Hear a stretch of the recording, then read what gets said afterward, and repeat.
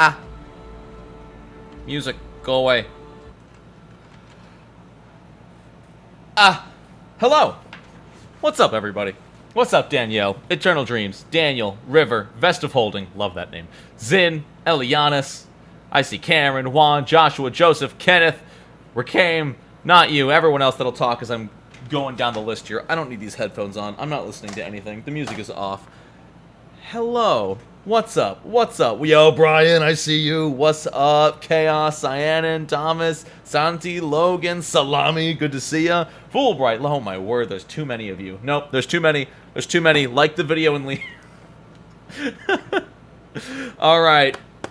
It's time to talk about the thing that's not even on screen. Where is it?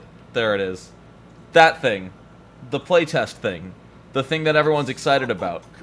You are awesome. Thank you, Silverian, for the $5 tip. I have cooled down a ton. I'm still not brave enough to turn that air conditioning off, so you're gonna have to deal with for the next 2 hours. But deal. Chat, I need help, and we're gonna start this with a poll. Wait, how did I? They did not remove polling, did they? I swear it used to be so there it is. What am I drinking? Blood orange or citrus or Curtis? Citrus. All right, go. Chat, we need to decide. We need to decide. What am I drinking? I've never had these. My girlfriend got them for me. And also it's confusing because blood orange is citrus, but this is citrus flavor. So, like, what's the difference? I'm guessing this is more of a lime, and this is more of an orange. So, I'm going to let you guys decide. What is up? I hope you guys have been good. It has been a hot minute since I've been on here, which means so much that, like, 150 of you are here, and I haven't made a video in, like, a week and a half. That makes me feel so good. Citrus is mysterious. True. True. People are really leaning towards the blood. Unfortunately, I don't think there is a watermelon, Jonathan, unfortunately. It makes me upset, because watermelon is one of my favorite flavors, as long as it's not fake watermelon. Bloody Mary stream? No Bloody Mary stream. I'm not saying that name again. Yo, what's up, Carabin? Blood orange tastes nasty, so do what you will. It seems like blood orange, pretty popular vote. Alright, cool. Cool.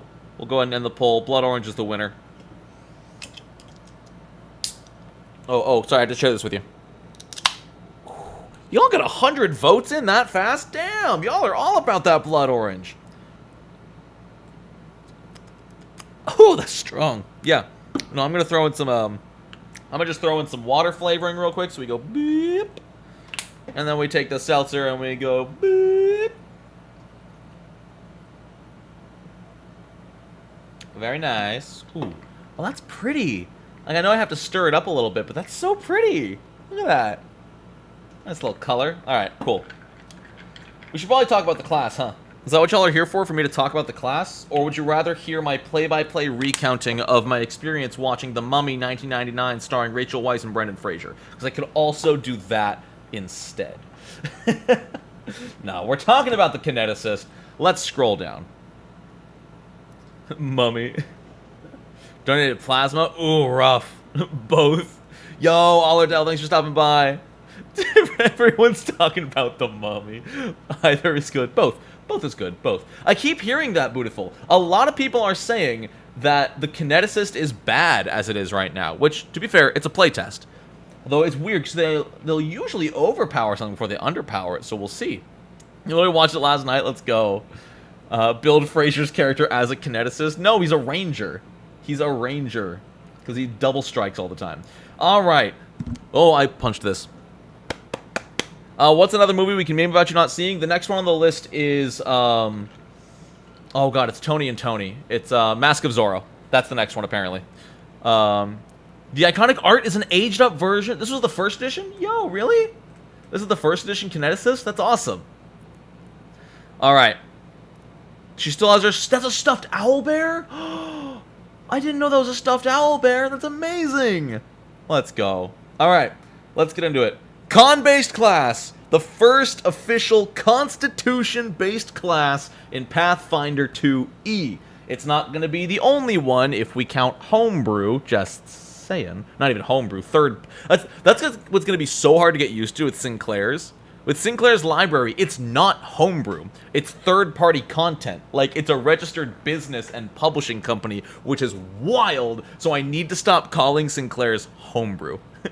No, Datton, it's definitely going to stay as Con. Kineticist has always been Con. I'm guessing if it's currently not using Con that well, they're going to do something else with it to make it so Con works better. Expert in Fortitude and Reflex, trained in Perception and Will, alright. Oh, I missed a tip. Hold on. Thank you so much. $8.88 for tipping $1. Watermelon, firemelon, airmelon, earthmelon. Long ago there was harmony. That all ended when the firemelons attacked. Only the master of all 4 elemelons can bring peace again. Oh, that's so much better with the flavoring. By the way, these are 8%, so I'm not long for this world. So let's get moving. Trained in nature. Okay, elementalist, that makes sense. And then 3+, that is a very low amount of skills.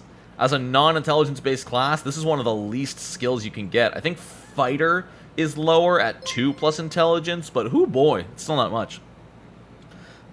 Simple weapons, unarmed attacks, light armor. All right. Oh, let's try some key terms. So I did not play first edition much, and I never used a Kineticist in Kingmaker or Wrath of the Righteous much, past level 1 at least. So I never understood first edition burn and all of that the Kineticist used. So I am not going to go into this comparing it to first edition because I don't know enough to compare it. I will be reading this as a new class doing new things, even if there's some overlap from first edition. So, impulse. Primary magical actions are called impulses. To use an impulse, you must have an element gathered by using the gather element action. Okay. Freaking put amount as Jonathan with another $1. Put my mount as my name again. The element must be appropriate to the element trait of the impulse you use. Thank you, Creative Burst, for $5. I want to hear the text-to-speech. It's always fun. They do ask a question about the key stat and if it should be changed to one of the mental stat, and if so, which one? Really? Interesting. I don't know. That would be boring to me. I want a con-based class. Give me a con-based class. Though, speaking of con-based, it only had 8 hit points per level, didn't it? That sucks. If it's going to be... Give it 10. It doesn't have to be 12 like a barbarian, but if it's going to be using Constitution, give it 10 hit points per level. Come on. I'll keep reading. You must have a water gathered to use an impulse that has the water trait. Using an impulse requires gesturing, so somatic components. Concentrate and manipulate. Gotcha. A con is a mental stat, if you believe, hard enough. Love it. Alright. Kinetic aura. Impulses that create an aura have this trait. Any aura is a 10-foot emanation. If you are already in an aura, it takes 1 action fewer to use an... Creating synergy with yourself. If you want to use a water impulse, you should get into a water aura, because that'll reduce the action cost. I like that a lot. Lasts until you get knocked out, so it's a stance. It's basically a stance. 1 stance per round, sure. Overflow. Powerful elemental impulses have the overflow trait. When you use an impulse that has the overflow trait, any element... Okay, so that's almost like panache. This is almost like a finisher. If you use overflow, you drop your element. So this is very similar to a Swashbuckler's panache, in that, but you just use... Basically, if Swashbucklers had a gain panache action, and then overflow was a finisher, it's very similar. In addition, the Kineticist also refers to the brutal trait, which is a ranged attack that uses strength. Cool. Okay. So maybe they did away with burn altogether? Let's find out. Ancestry, proficiencies, inner gate, and... Yo, are we Rock Lee? Are we going to open the 9 inner gates that my sensei told me was too risky to use, and that I can only break it out to save someone dear to me? As a Kineticist, you've awakened or opened a supernatural conduit within your own body that can channel forces straight from the planes. Oh, you're channeling from the planes. Ooh. With Gather Element, I was thinking you'd have to be like, oh, there needs to be a puddle near you to get water, or rocks near you. Okay. Choose whether this inner gate is a dedicated gate connecting to a single elemental plane, A dual gate. Oh, sorry. 8 inner gates. I'm so sorry. I haven't watched Naruto in like 8 years. Ever since I got a girlfriend. Anyway. No, Naruto's amazing. I take back that jab. I love Naruto. I don't like Shippuden, but I like Naruto. A dual gate connecting to 2 or a universal gate connecting to all. Low blow. This determines how many different elements you can channel and how many bonus impulse feats you select. You can pick air, earth, fire. That's all? Air, earth, fire, and water. Okay. That was a good hit, not gonna lie. I just got my girlfriend to watch anime this past, like, 6 months. She doesn't like anime, but she loves gambling, so we started watching Kakegurui. We haven't finished Season 1 yet, but it's really good, and she's been enjoying it. Wood and metal are not in the playtest, but they have been announced. Awesome. Thank you. So, a dedicated gate. You get 1 element, but you get 3 first-level feats. I'm gonna have to read them, but that sounds awesome. And then dual gate, you get 2 feats. Universal gate, you only get 1 feat. Interesting. Oh, thank you, Brian, for the $5 super chat. Burn is gone, thus con as a key stat is bizarre. I hated 1E burn, maybe bring back some version of burn. Maybe psychic, amp, but burn instead of focus. Yeah, I wasn't a fan of burn either. It didn't really feel good to use, at least at low levels. I think they could have made it work, but I'm kind of digging the assemble element, spend element system. I am a sucker for resource management. Ooh, that's a good point. Someone mentioned the universal gate. You only get 1 feat, but you can choose a new one every single day. That's powerful. It's probably not quite as good as the... Well, I don't know. We'll have to see. But again, I'm a sucker for resource management. Some of my favorite games are idle games and simulator management games because I love to manage different resources. So I have to manage, oh, I need to pick up fire so I can use fire. Oh, but I need earth next turn, so I'm going to overflow my fire this turn so I can grab earth next turn and manage my... This sounds like such a fun class. And I almost might regret going Thaumaturge with my character in my campaign. Gendriel, thank you for the $2. Read it out, computer. Maybe at some point. You must meet all the feats of the requirement. Okay, but you can channel all 4 elements, 2 elements, or 1 element. Interesting. That's so cool. Watching a video without liking is kinda cringe. I mean, you're not wrong. Imagine not liking the stream, for real. Alright, gather elements. So this is sort of everything. You can draw matter through your inner gate using the gather element action, giving you pure elemental G fuel for your kineticist magic. The form of the gathered element... I'm gonna call it G fuel forever for gathered fuel. Can we just, as a community, refer to the gathered element as G fuel? Fire G fuel, water G fuel, air G fuel. Oh, I love it.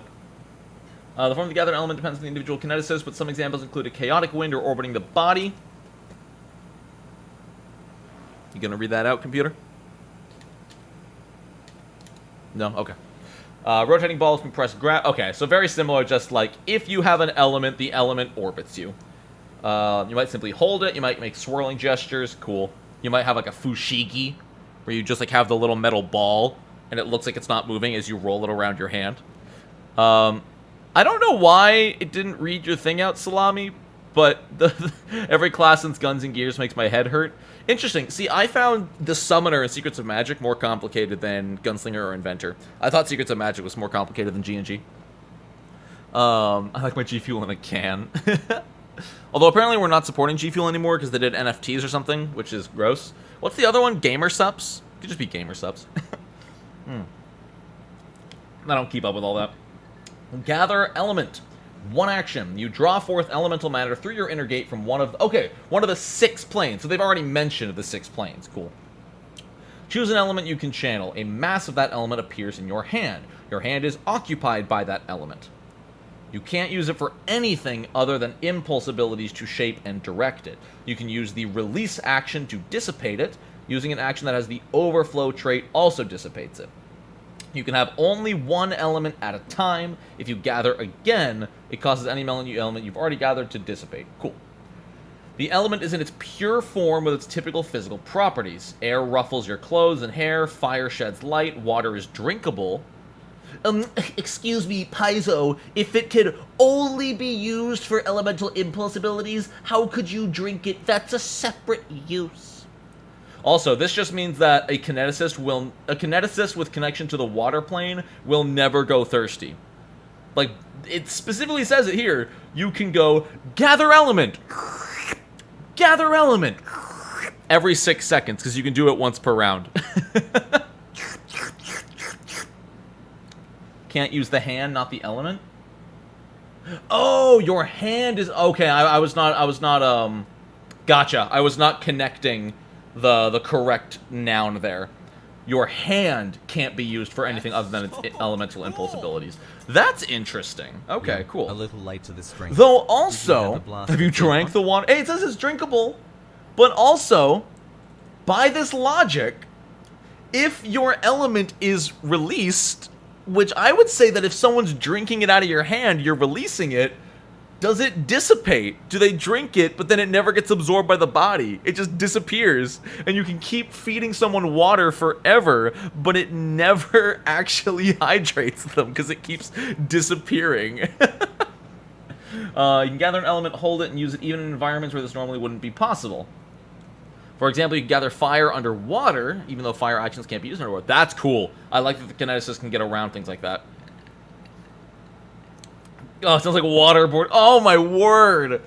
Just, are we talking about waterboarding kineticists as you put like a washcloth over someone, gather water, put it on the washcloth, dissipate, gather, put it on, dissipate, gather. Oh god.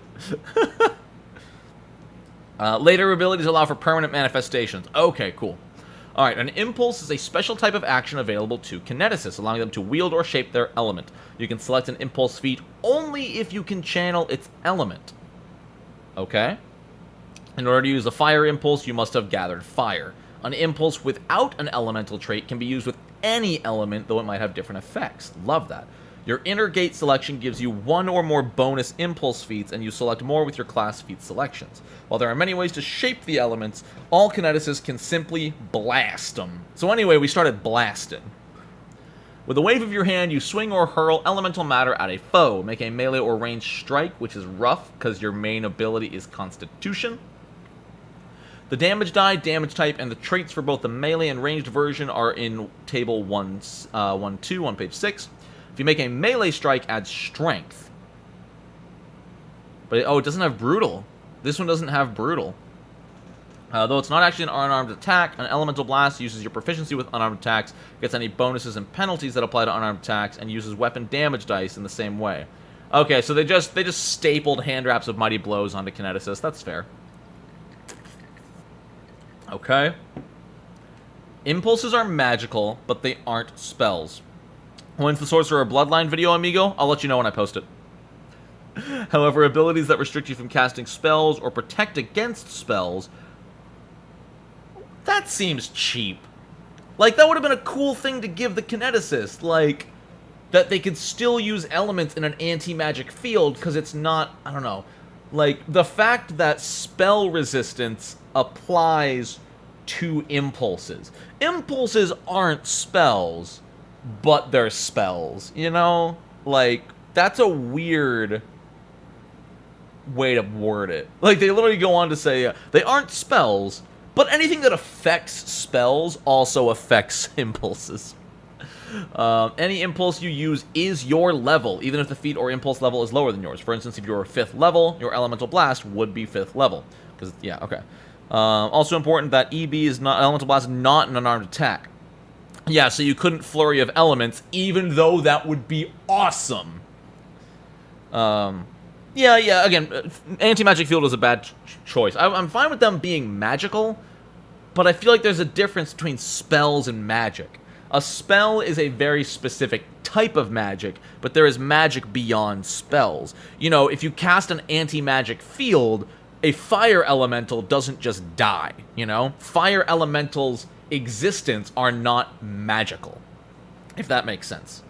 There's a flurry of elements feat. Hold up. Hold up, we gotta keep reading. Oh, the elements deal different damage? Water has sweep with 30-foot range. Fire has agile finesse with 60-foot range agile. Oh my god. Air 1d4, 120-foot range. Agile finesse, reach. Ooh, I like that air has reach. You can have your big, like, air blades.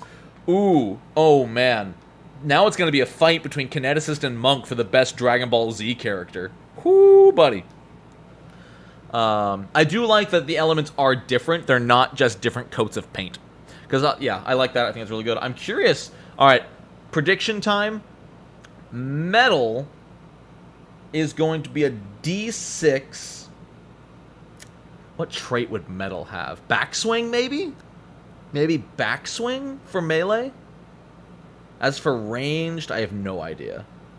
Oh, Earth has propulsive. Propulsive adds half your strength. Nice. Is this class not a spellcaster, Osmium? No. So it's not a spellcaster, but their abilities count as spells, if that makes sense. Backstab? Ooh, metal might have backstab, actually. That would make sense. Wood? No. Yeah, wood, I don't know. The impulse ends with a level entry. This either lists the level at which the impulse gets an upgrade or an entry with a plus sign that describes a benefit. We're getting math. For instance, a first level impulse with a level plus... Oh, okay. So it's just like heightening. It's just the same as heightened. Level plus 3 is levels 4, 7, 10, 13, 16. Gotcha. So these are basically just spells. They're spells, but they're not spells. Metal better have fatal. Ooh, fatal with metal would be interesting. I just don't know how they'd word it. Player characters need access to the brutal trait somehow. It said some impulses have brutal. All right, let's start going through impulses here. Oh wait, no, these aren't impulses. We're not even at the impulses yet. You get adapt element. For 2 actions, choose a non-magical portion of an element you can channel within 10 feet. It must either be unattended or attended by a willing creature. Okay, like a small rock, torch flame, a twig, you probably scoop some water. Okay. If you have a gathered element, you can choose that portion of element. Choose one of the following options. You gather the element for 2 actions. Why would you ever do this? Why not? Does this let you gather an element you usually can't draw? If you have a dedicated inner gate to fire, does this let you gather water? Is that what I'm reading here? So, like, for 1 action, you can gather fire from anywhere, but for 2 actions, no? Oh, you can channel. Yeah. So why would you ever 2-action gather when you can 1-action gather? I guess if your GM ever pulls something that's just like, hey, you can't reach your gate, you can just pick up a rock and be like, Earth. Weird. Not sure what that's for. Yeah. Alright. You can move the portion 1 foot. Hey, have you ever wanted to cast 2-action Mage Hand that can only move an element 1 foot?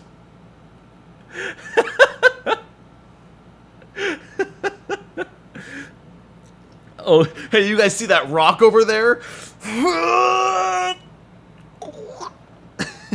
I'm thinking, hold on. I'm thinking of a very, very, very specific scene. Yeah, no, all of you know exactly what I'm looking up.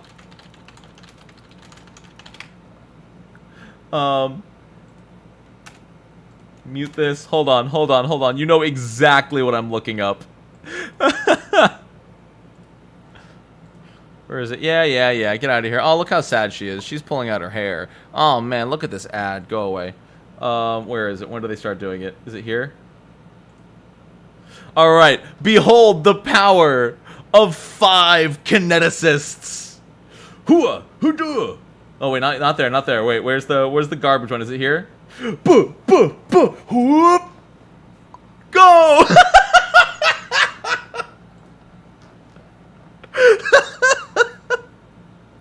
It's just 5 kineticists using adapt element at the same time.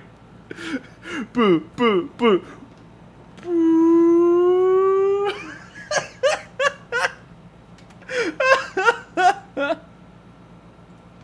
Oh, I'm so sorry. I'm not sorry at all.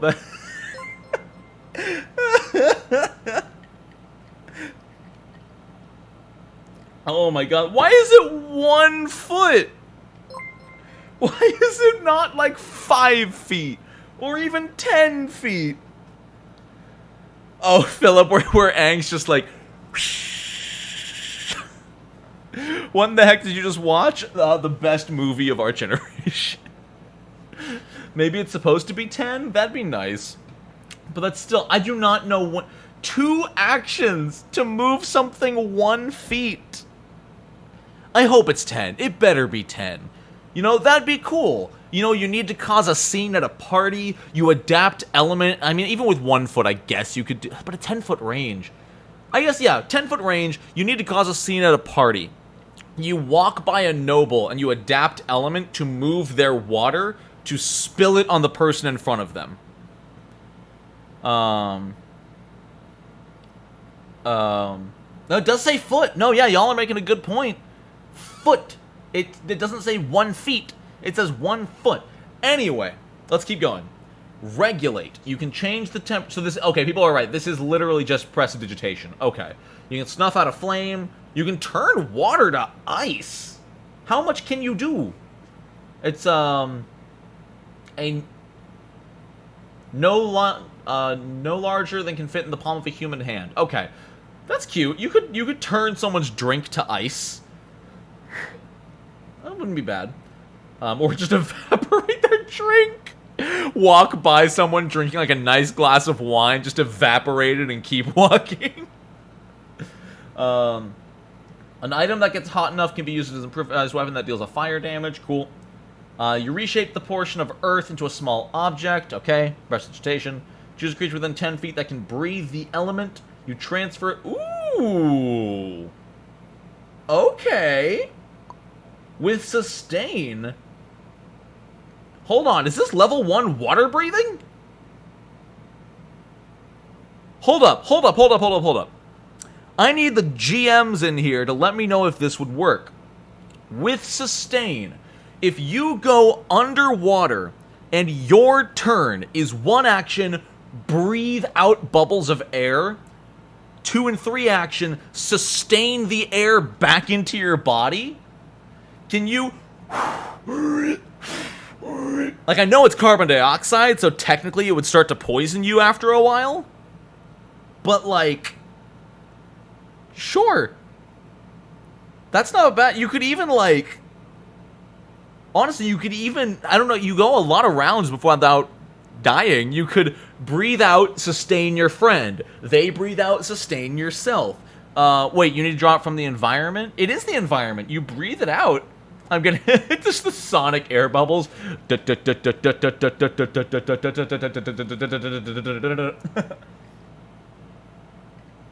can stay under 10 feet of water indefinitely?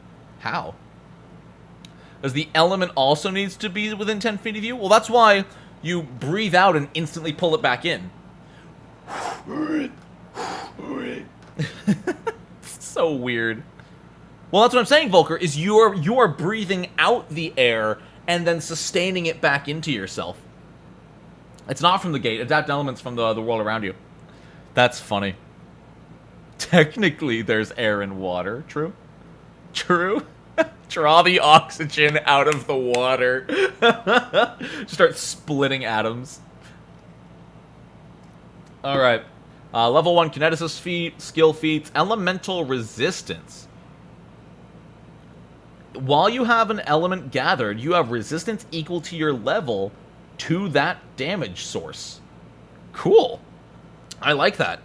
I like that a lot. It's only while you have it gathered, but as long as you don't overflow, that's actually really good. I like that a lot. Yeah, no, you don't want pure oxygen. That'll kill you. That'll kill you fast. Extract element at 3rd level. For 1 action, choose an element you can channel and target a creature within 30 feet that matches that element. They attempt a fortitude save or take only 2d4 damage? Hold on, there's more effects. As you literally rip the elemental essence from their body. Interesting. If they crit succeed, nothing happens. If they succeed, they take half of 2d4 and you gather element, which, by the way, this is a 1-action attack. The element is tied directly to the material essence of the creature, so any kineticist abilities you use with that specific mass can affect the target even if it would normally be immune. Yo! Wait! You can rip fire out of a fire elemental and throw it at them? And they take the damage? You can take the fire out of the fire elemental. That's awesome. That's so cool. Oh my god. That alone is the coolest thing I've read in a long time. Literally fighting fire with fire. Oh my god. And they take a penalty to saves and AC. Alright, Kineticist doesn't come online till level 3. That's amazing. Full damage, double damage, increase. Can we talk about... Hold on. Can we talk about how there's no cooldown? Can we talk about how it's 1 action with no attack trait? Sure, it's a fortitude save. Can we talk about how if you're fighting a fire elemental, if you really want to, you can just extract element, extract element, extract element. There's no limit here. Like, sure, it'll probably be better to throw the element back at them. Remember, scaling of abilities is character level, not the spell level. Sure, it's not a lot of damage. Even at level 7, or at level 6, it's only going to do 3d4. Hold on. Diva Dragon has a very important announcement, and I'm here for it. That's so cool! $10 to tell everyone I'm gay. Cheers to you. If we could all be so gay. That's so cool. Love you, Soifa. Meet a fire elemental. Stop hitting yourself. Stop hitting yourself. Thank you, Jonathan. Thank you, Soifa. Oh my god. This is awesome. It doesn't scale well, but you always have something here. You know? It's better than your fist dealing 1d4. That's awesome. I don't have $10, but same.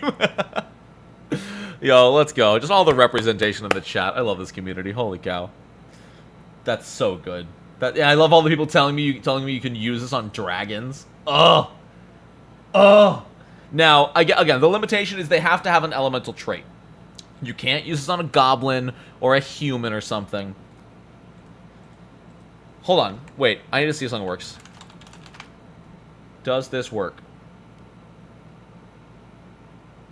Ah, darn. See, I was looking up if like the arcane spell Fire Shield. I didn't know if that gave you the fire trait or not, but just me as a GM, I would 100% allow you to extract the fire element from an active fire shield. I think that should 100% be a legal move, and I will not let anyone tell me difference. We did go through elemental resistance, yeah. General feat, expert will saves, skill increases. They get so much at level 3. Oh my god. Does fiery body? Maybe. Fiery body. And for once, Nethys is loading. Thank you, Nethys. You become living flame, giving you fire immunity, resistance to precision. Wow, fiery body does not give you the fire trait. That's crazy. Yeah, the extracting scales every 3 levels, so not amazing scaling, but still interesting. Yeah, level 3, yeah. Kineticist is not a class to level 3 so far.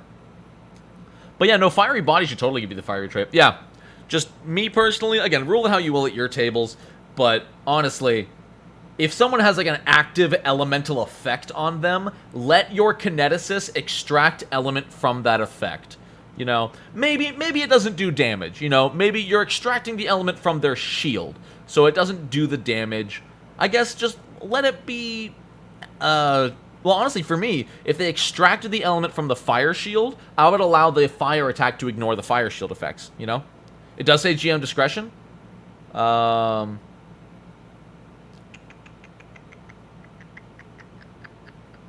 I can't find it. Oh, well, that's a really cool ability. Let them disrupt spell. I don't think it would disrupt the spell. That'd be too strong for one action with no resource. But just gaining the element would be cool.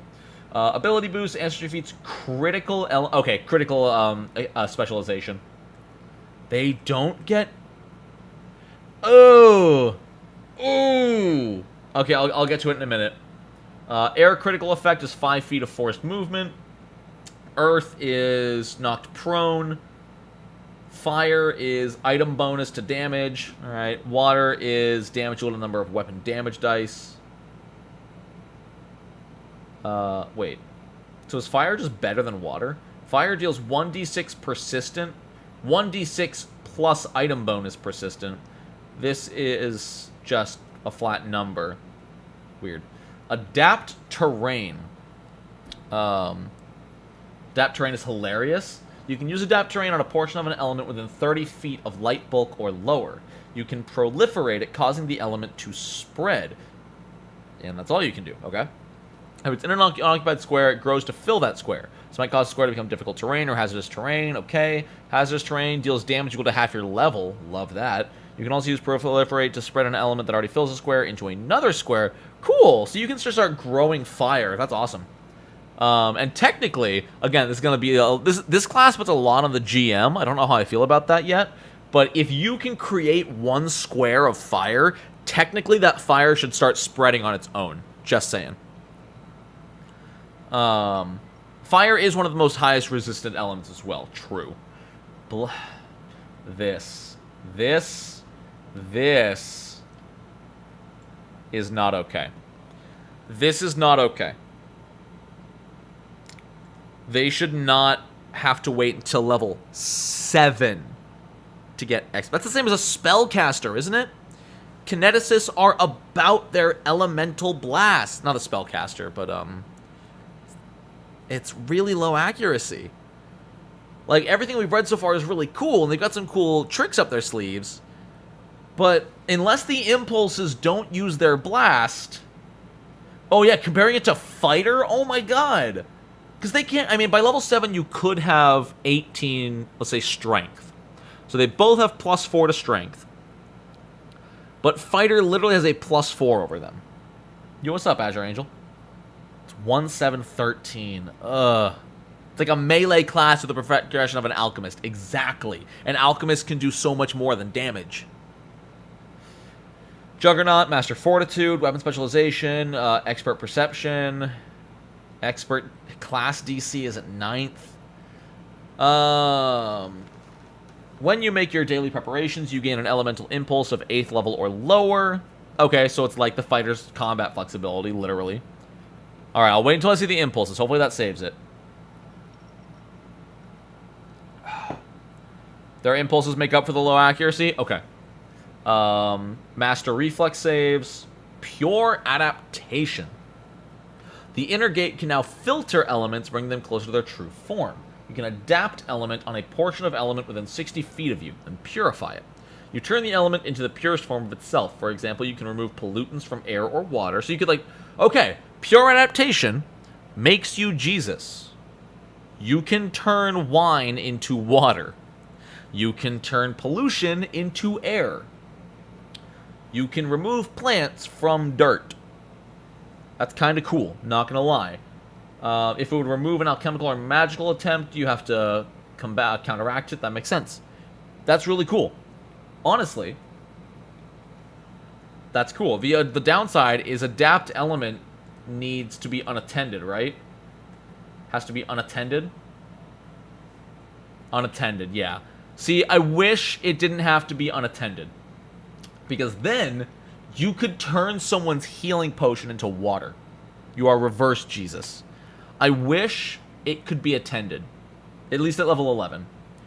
Because it would be so cool to see an enemy alchemist target their healing potion, which I guess if something is on someone's bandolier, is it attended? If an enemy has a healing potion on their belt, is that item attended? No, right? I would argue no, right? I'd say no. Worn stuff is attended. For the sake of steel, it is attended. Oh, that sucks. Because that'd be so cool. Target their potion on their belt and turn it into water? That'd be rad. Oh, that's too bad. Then yeah, this is cool. It'll have some fun roleplay, but otherwise not much. And then master proficiency. Not even a legendary at 19. Woof.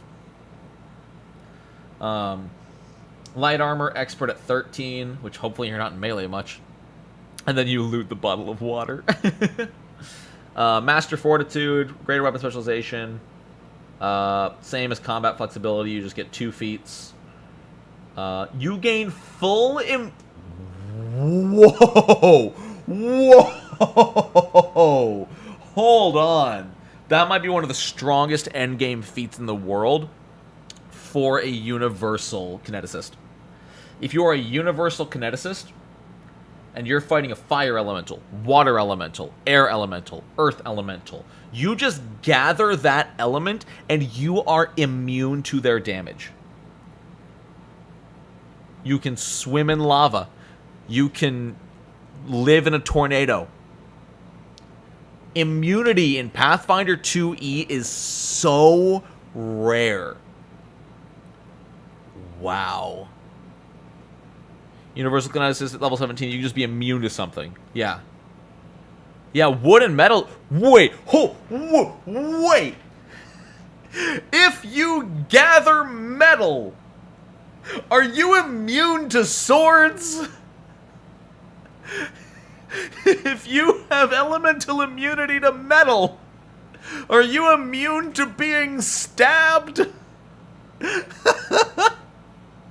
Because that sounds... I don't think that's how it works, because swords don't have the metal trait. But I kind of find it hilarious. It would be such a funny idea. But here's the thing. There is no metal trait yet. You know, if a metal elemental stabs you with a sword arm, you're immune to that. But getting stabbed by a metal dagger, how is that different? Cool.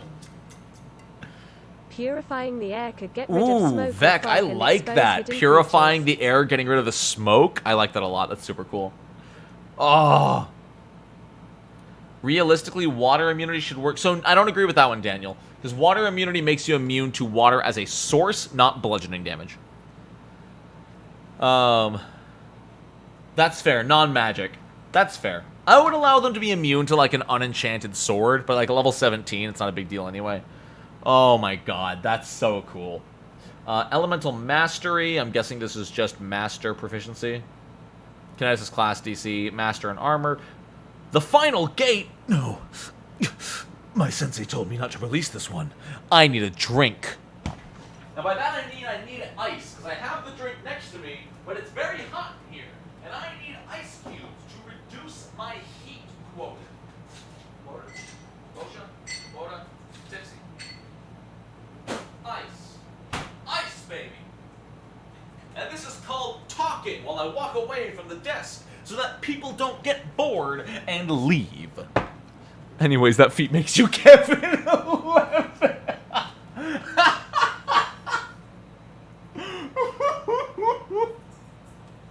God. I need to rewatch Ben 10 so bad. Final Gate. You're permanently quickened. You can gather an element every turn for free. That's fine. It's not the biggest thing in the world. Just, like, fine. Oh, man. Greater Juggernaut is legendary? Oh, sorry. Did I say master? Gotcha. So at least they get legendary in something. Immune to people because people are mostly water. Alright. When you gain Kineticist feats, you can also gain Impulse feats. On pages 13, 16, 19, and 22. Oh, great. Oh, God. How many feats do they have? How many feats do they... Why? That's so many feet. I only have 2 feet. They'll be the highest fortitude save. Don't barbarians get legendary fort? I could have sworn that barbarians got legendary fortitude, didn't they? That's so cool. Anyone I'm pretty sure they get like this exact feat. Counter. 5 sets of feet. Look at the page count. I see that. I see it goes to page 22 and we're on page 8. Oh, that's true. They don't key off Constitution. Fair. Oh man, Kineticists are going to beat them by that +1 if they put every single ability boost into Constitution. Okay, real quick side topic. Hold on, let me just go full screen here. Real quick side topic. I need to know. Go away. I need to know. How many of you, I'm actually going to make a poll out of this. How many of you boost your main stat as high as possible? How do you handle ability boosts? Main stat as high as possible, or everything to 18 to 20-ish? I'm so curious, because when I play Pathfinder 2E, my first goal is to get everything to 18. Because I feel like everything to 18 will make you so much more balanced, at least a +4 to everything. Whereas, like, because again, once you're at 18, you only get +1 per boost versus +2. So it's so much more cost efficient to get your low stuff up to 18. That'll cost you at most 4 boosts, maybe 5. If, like, maybe I won't get an 8 stat to 18. But, you know, if I'm a fighter starting with 18 strength, I'm going to try to bump my Constitution, Dexterity, and Charisma to 18. Maybe I'll put a point into Strength. But, like, what's better? +1 to your main stat in 10 levels, or +1 to 4 stats in 5 levels? Really, everything at 18 is boring? 8 wisdom gain? I know you can get over 20. You can get 22 max without Apex items. But, like, that's the thing, is if you wait until level 20, that is +2. From 18 to 22 is only +2 in your main stat, versus getting everything to 18 is such a net positive. Fighters can sacrifice the +1 amount. Sure, okay, bad example. Let's go Wizard. 18 intelligence. You know, you could get, you know, +1, +2. And again, you don't get that +2 until level 20. You don't get that +1 until level 10. Meanwhile, at level 5, you can get +1 to 4 other stats. I never learned how to read, and I ain't gonna start. Fair. Alright, you got me. Depends on the class. Fair. Sure, that +2 makes or breaks some days, but so do the other +1s. Jonathan speaking the real truth. Bonuses to saving throws. That fighter with strength, getting Constitution, Wisdom, and Dexterity up to 18 does wonders for your saving throws. Yeah, sure, you're still boosting 3 other stats, but I guess along that same line, I feel like I know a lot of people who will play a fighter, and they will try to get Strength to 22, Constitution to 20, and Dexterity to 20. You know, they're going to completely ignore 3 stats, I guess 2 stats if you upgrade the same ones every single time. But, like, they'll try to get 3 stats to 20 instead of 6 stats to 18. I'd rather die fair. Get the major stats to 20, then build them up? See, that's so backwards to me. That feels so backwards. But big number. 20 bigger than 18. You know, fair. I get that. Interesting. Wow. I need 24 decks on my archer. You don't understand. No, I understand. Believe me, I understand. And I'll honestly, so here's the thing. Here's what I'll tell you. If I am making a level 20 character, hold on, we have a donation. Also, thank you for the donation, Jared. I didn't realize that was a donation. Just big number. And Vec the Goblin also donating. And not getting read out by the... Oh, I don't have the voice text on this one. I'm so sorry. Oh my god, I missed a lot of donations. Oh my god, that's so cool. Thank you for the $1 keeping a that's so cool counter. You can't count it. McFatson. Metal is nice, but I kind of wish there was a flesh element. Ooh. Oh, but that would mean there's an elemental plane of flesh, and I love that. Oh, God, yes. Jared, thank you for the $5. Big number. Vec, thank you for the $5. Pathfinder favors specialist. If there's something I want to be good at, I'll always make sure I'm the best at it. People really think Pathfinder favors specialist. And in a combat vacuum, you're right. But when you, as a 12 dexterity fighter, step on that pressure plate, need to make a reflex save, your specialist isn't going to save you. Capstone flesh. Yeah, I don't know. Wow, I guess I am in the minority on this, and I'll accept that. But what I was saying before, if I'm going to make a one-shot level 20 character just to be a level 20, sure, I'll take that 22 in my main stat. But if I'm going to play a 3 real-life year-long campaign from level 1 to level 20, I feel like being balanced pays off more, but then, Yasai Masa, you do make a really good point. It is fun to be bad at something. I guess it's hard, because, like, I've never played past level 12, or level 11. I've played a level 20 one-shot one time. No, I think it was like level 15. But in a campaign, I've never gone past level 11. And that is something I do preach a lot, so I will go back on my hypocrisy there. It is fun to be bad at something. Maybe it comes down to me not liking the way ability boosts are. Maybe PF2... Alright, we'll close this poll. I'll close this poll. Let's start a new poll here. I promise we'll get back to it soon. I promise we'll get back to the class soon. But, let's start a new poll here. Wow. Like 150 people for main stat. Does PF2 give too many? Alright, let's go with this one. Does PF2 give too many ability boosts? 4 boosts every 5 levels. Is that too many? Would you prefer it to remove the, like, limitation? That's a different question. Let me see. Thank you for the $5, Soifer. There was a flesh element and a third-party kineticist. Ooh! Flesh kineticist. I love it. Go to 14, maybe 16. Exactly. Yeah, I'll get rid of the penalty. Get a few bonuses here and there. But no. Wow. It's not enough. I feel like I would rather have less boosts, but remove the limiter. Remove the 18 plus 1 limiter. You know what I mean? 5 levels is around 80 hours to play. Depends on your table, but yeah. Depends on the character. PF2 leans heavily on the idea that the characters... Also fair, Brian.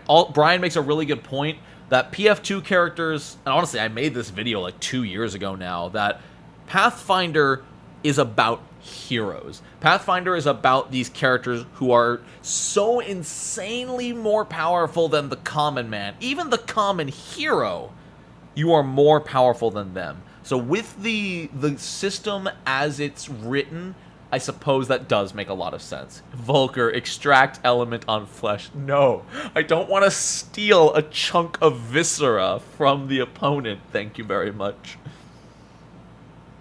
Have good distribution without being too broken. What about spreading out boosts instead of every 5? That's actually a variant rule, Bees. That's a variant rule I've thought about using a lot. Rather than getting your boosts every 5 levels, you get 1 boost every level except for 1, 6, 11, and 16. Aside from those 4 levels, you get 1 boost each level, which I think also feels better. It also feels weird to me. It feels weird to hit level 5 and suddenly be so much better at everything. Anyway, we're here to talk about the Kineticist, so I'm going to close this poll. What we learned today is something that everybody already knew, and that is, I'm in the minority when it comes to PF2. And that's why, for Sinclair's library, I have like 7 other designers doing work with me to keep me in check, to keep an eye on what the general populace wants, and make sure I don't write the book I want, but the book that will appeal to everybody. I'm gonna run to the bathroom, and I'm going to leave you with something entertaining.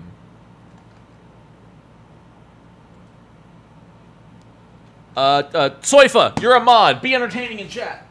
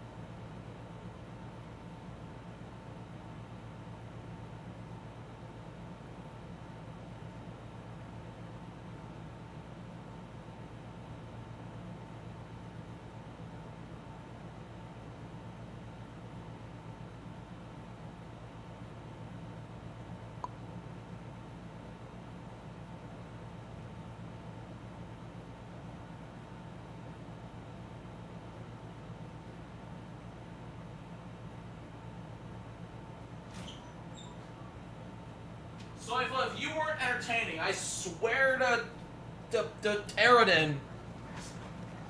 Chat, was Diva Dragon entertaining? Did Diva Dragon keep you entertained? Please? Thank you. Alright. So, let's start talking to impulses. Can a Kineticist rip the element of surprise from people? Alright. Yes, good. Alright. Diva Dragon, you're getting your promotion. No longer are you a mod. Now, you're a moderator. Elemental Familiar. This is just a familiar. Has the elemental trait instead of animal. Oh, so you can have like a little wisp. You can have like a little elemental wisp. Cute. I learned about color and light. Congratulations. You've been promoted to kindergarten teacher. If you can channel more than one element, you can choose the trait when you select this feat. Ooh, you can change it every time you make daily prep. That's awesome. Uses con mod to determine its stuff. Cool. Like that. Cohen Postal. Elemental, good. Elemental weapon is back. I love that feat. I don't think it's a good feat, but I like it for flavor. Is there an elemental plane of booze? You can shape the elemental matter of energy that comes... Okay, so, sorry, back up. Philip mentioned there's boatloads of immunity. How often? Don't make me a teacher. That's too common of a... I'm too drunk for these jokes, Soifa. No, you know I'm gonna laugh at them. Okay, so... Sure, your elemental familiar gets all of these. What kind of a jerk GM is attacking people's familiars? Every GM knows that a goblin can one-shot a familiar. Easy. Familiars are so weak. And sure, if the familiar is caught doing recon, sneaking into a camp, sure, that's excusable. But in the middle of combat, why? Why would you ever run up to the wizard and stab the newt on his shoulder? Like, really? Again, we're not talking about PCs being stupid, Jake. We're talking, like that's fine. If they send their newt to do recon in the camp with light cast on it, yeah, it's gonna die. But in the middle of a fight, Kineticist, so I can scream into you the know, mic every time I elemental blast. River. I love that. Kidnapping a familiar, I love that. I only attack the familiar if it's used in for combat / scouting. I don't know. See, to me, that's the same thing as like attacking a downed character. Like, especially if the familiar is a main story character and they've built a lot of rapport with it. Like, familiars don't get much health. So again, maybe I'm in the minority. I ignore familiars in AoE. If the wizard is in a fireball, I don't have that fireball hit the familiar, because the familiar's gonna die. It's just going to die to any AoE. How much health does a familiar get per level? Familiar 2e. A familiar gets... Do they even get more HP per level? Do they get any hit points? I mean, so the Bomb James, that's exactly... I forget about them, but, like, you know, I'm not going to destroy it. Class HP gets 5 per level. That invalidates the Witch Focus spell. What do they have, like a Resurrection? Like, 5 per level, that's not enough. You could be level 5. It has 25 health. You know the odds of 6d6 dealing 25 damage? It's dead. Yo, thank you, Chris. I appreciate the $5. Which is an exception. Which is, I guess, finer with killing, as it comes back every morning. But every other class... Thank you, Chris. I appreciate it. That means a lot.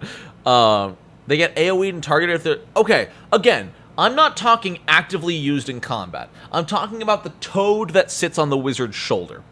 If it's sitting there, are you going to have the hobgoblin slash the toad off his shoulder, even if it's done nothing? Like,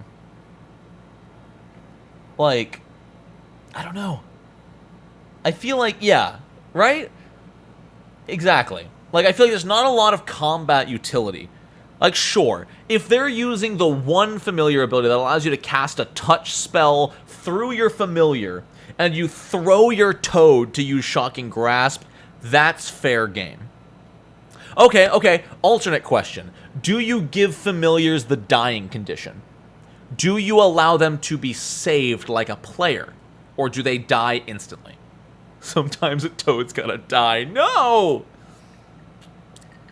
I had a wizard with a toad named Sunny. He was amazing. You give them dying. Okay. That is better. That is so much better. I am fine with giving them the dying and wounded condition. Okay. Alright, cool. I'm not gonna ban all of you then, because my original plan was to ban all of you from the stream. If you all like the video right now, I'll forgive you. Whoa! Corey, what the hell? I better listen to this voice to text. Oh my god! Hold on, everybody pause.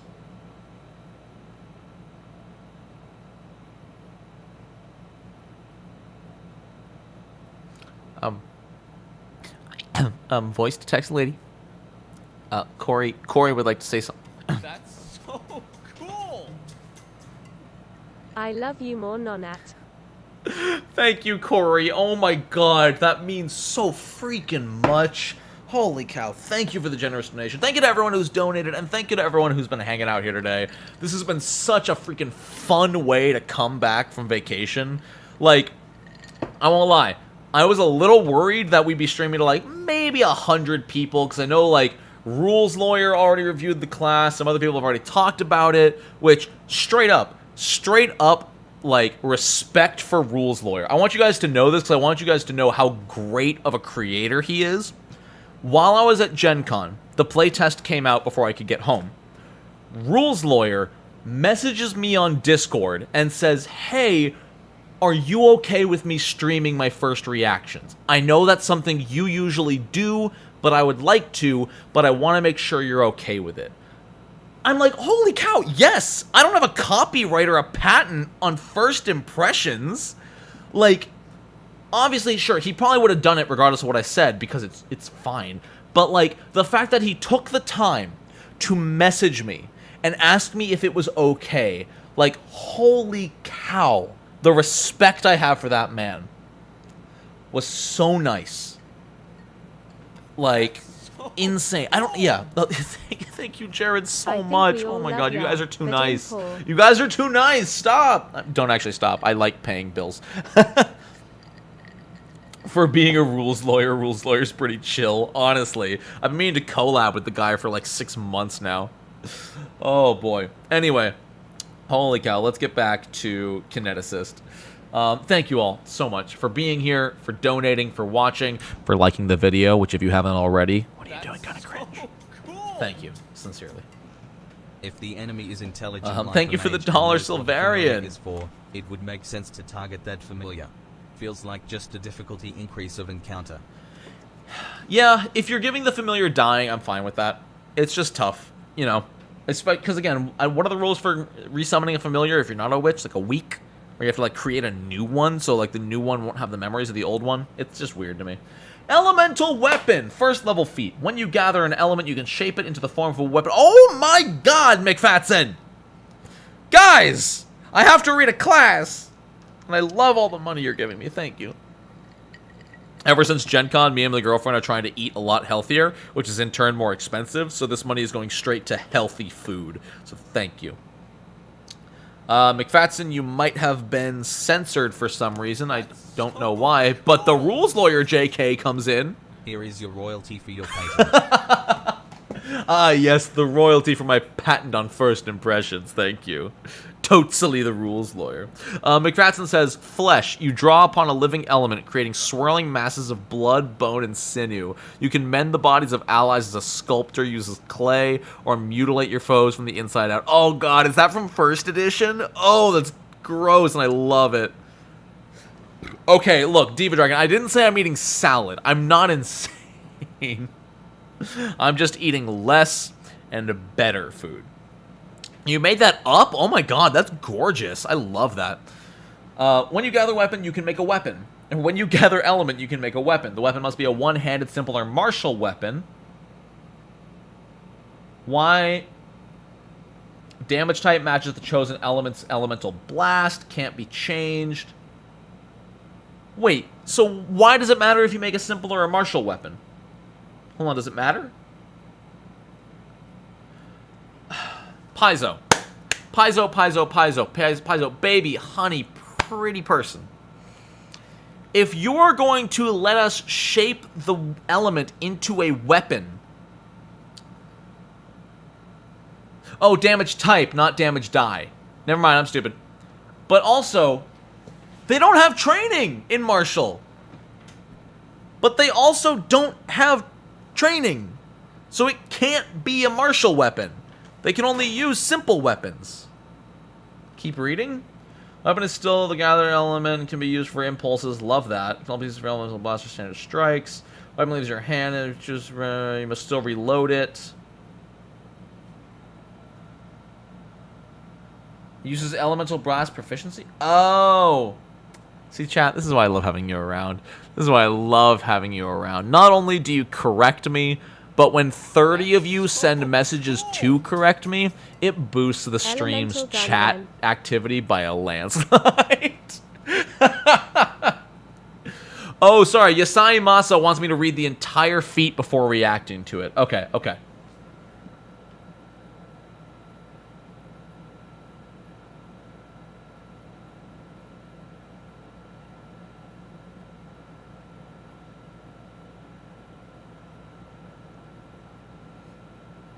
Okay, so flexible blast. Now this is quality content.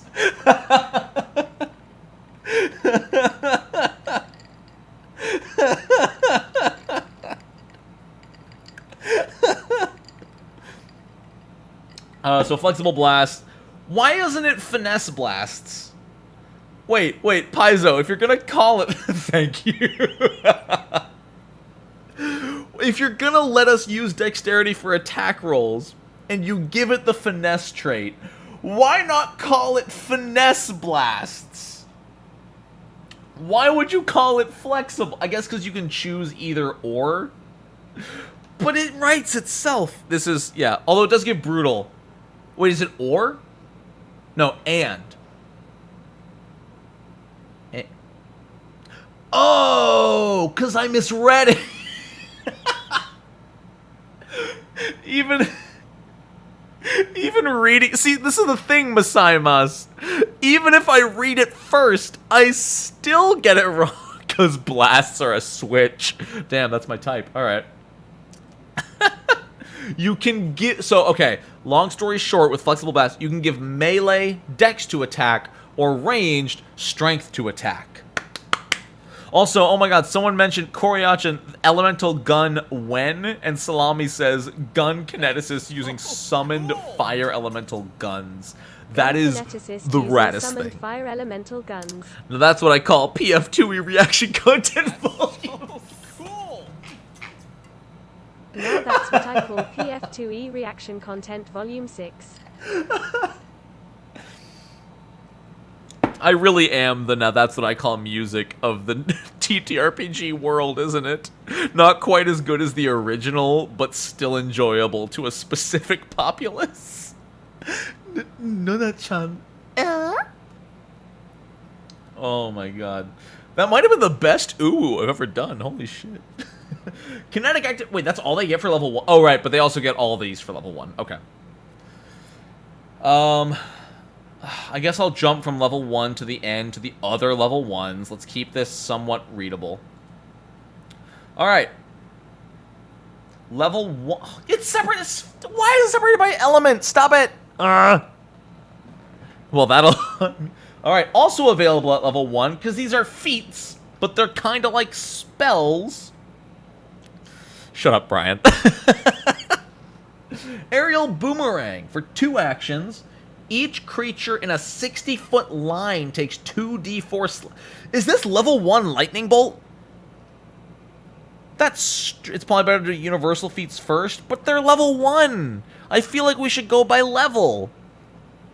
Aerial Boomerang is just level 1 2d4 lightning bolt. In the final square of the line, the boomerang whirls in place. And it does it again backwards? That's so cool! Holy cow. That's so cool. Now, it's overflow, so you lose your element. So if you want to use this in one turn, it's basically 3 actions to gather an aerial boomerang. It's cumbersome and slow, but if you're fighting an unintelligent enemy, this is 2 actions for 4d4 damage at level 1. Like, imagine you're fighting a level 1 zombie, and you aerial boomerang through it. If your GM has the zombie move out of the way, you have a bad GM. If you as a GM have the mindless zombie move out of the way, you're a bad GM. Sorry, I'm drunk, I'm tipsy, I'm heavily tipsy, I'm getting real. Like, you can also do it every turn. My god. Yeah. Any creature that ends its turn in that square has to save against the boomerang. Meanwhile, the barbarian... Sure, barbarian has high base damage, but do you know how many things you can hit with this? Especially depending on what you're fighting. Sure, if you're fighting intelligent foes, this isn't going to be as useless, but against something mindless that won't get out of the way, this is amazing. Against animals? Animals don't understand magic. Animals don't know what a boomerang is. If you're fighting a bear... Not only is this 4d4 damage, but if you use it again the following turn, that's another 2d4. In less than 2, basically in 1 round, counting your next turn, you can do 6d4 damage. Sure, maybe an animal would get it after the first once or twice it gets hit in the back. But by then it's dead. Animals have instincts, sure, animals have instincts that would get them away from someone stabbing them. It would not give them the instinct to avoid something coming from behind them where they cannot see. Air cushion. As a reaction, if a creature within 60 feet is falling, is it Featherfall? It's Featherfall. It's Featherfall. Cool. Featherfall, double the range at level 8. Cool. Fair winds, 2 actions.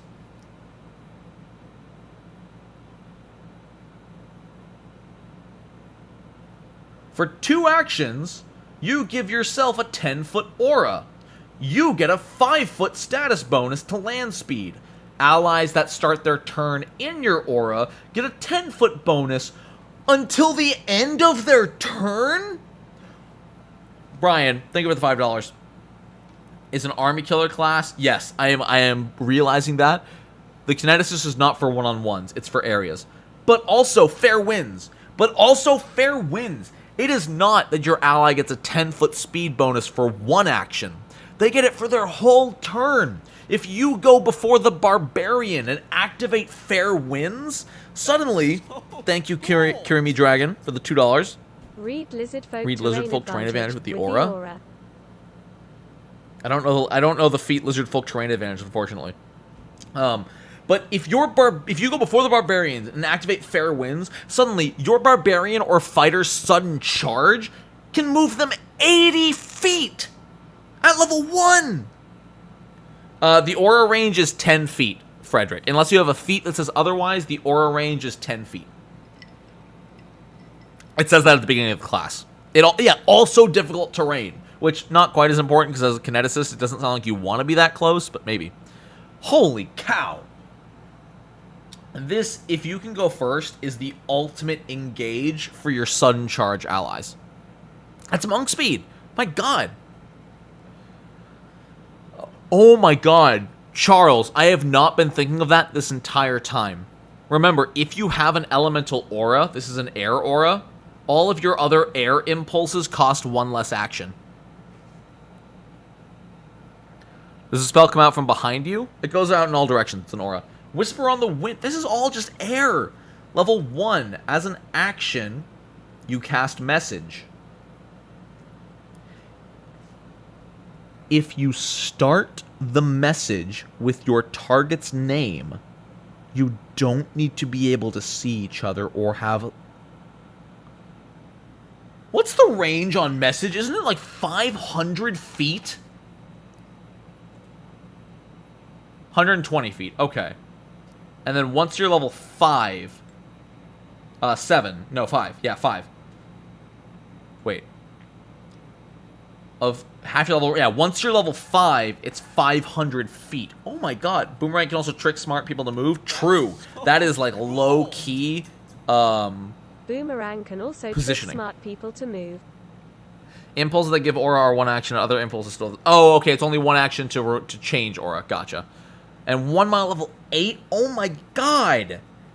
This is just a walkie-talkie. Yeah, I agree, Cyanine. I'm starting to see why the Kineticist is so weak in combat. It's because they're not a combat class. Not every class... You know, honestly, this is something I have not thought of a lot. And it's difficult because it goes against game design, but it goes really well for story design. Not every class has to be a combat class. The hard part is this goes so far against Paizo's adventure design. Paizo's pre-written adventure design is 100%, 75% combat focused. They can still do stuff in combat, which is good, but the Kineticist is a roleplay class. That's what I'm learning. Yeah, Investigator as well. If you want max damage, just play a rogue. But if you want to do more out of combat, play Investigator. Just saw the stream pop up on my feed. What's the book going to be in next year? Enigma, this is going to be in Wrath of Elements. Rage of Elements? Chat can correct me. It's either Wrath or Rage of Elements. And it's just everything element related, as well as introducing 2 new elemental planes of metal and wood. Rage, thank you. Yeah, so it's going to be coming out like about the same time as Dark Archive next year. So like June, July-ish next year. Okay, that's all level 1 air. So that was all air. Yo, Creamy Dragon, terrain advantage. Enemies in difficult terrain are flat-footed. That's so cool. Lizard Folk Kineticist, low-key amazing. Enemies in D-terrain are flatfoot. Fair winds. Suddenly, all allies within 10 feet of you are flat-footed. No abandonment issues. It is just Kineticist. This is the first book they're ever releasing with just 1 class, but the class is twice as long as a normal class, so I'm going to hate everything when it comes out. My issue with Kineticist is an RP support class that auras can't be used outside encounter. Can they not? Can they actually not? We're on page... hold on, let me see. Gonna be on page 16. No, it's bigger than Psychic. Brian, I don't know why that got... I can't tell. Maybe the auto thing mutes capital letters. I can't tell. I don't know. As a GM, I say they can. Let me see. Aura.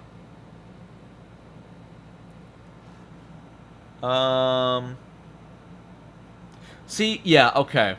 I'm not a fan of... So this is something that we've been facing a lot in Sinclair's. Same with stances. So we've been talking about this a lot in Sinclair's library. For example, the crane stance for Monk gives you... I think there's a feat.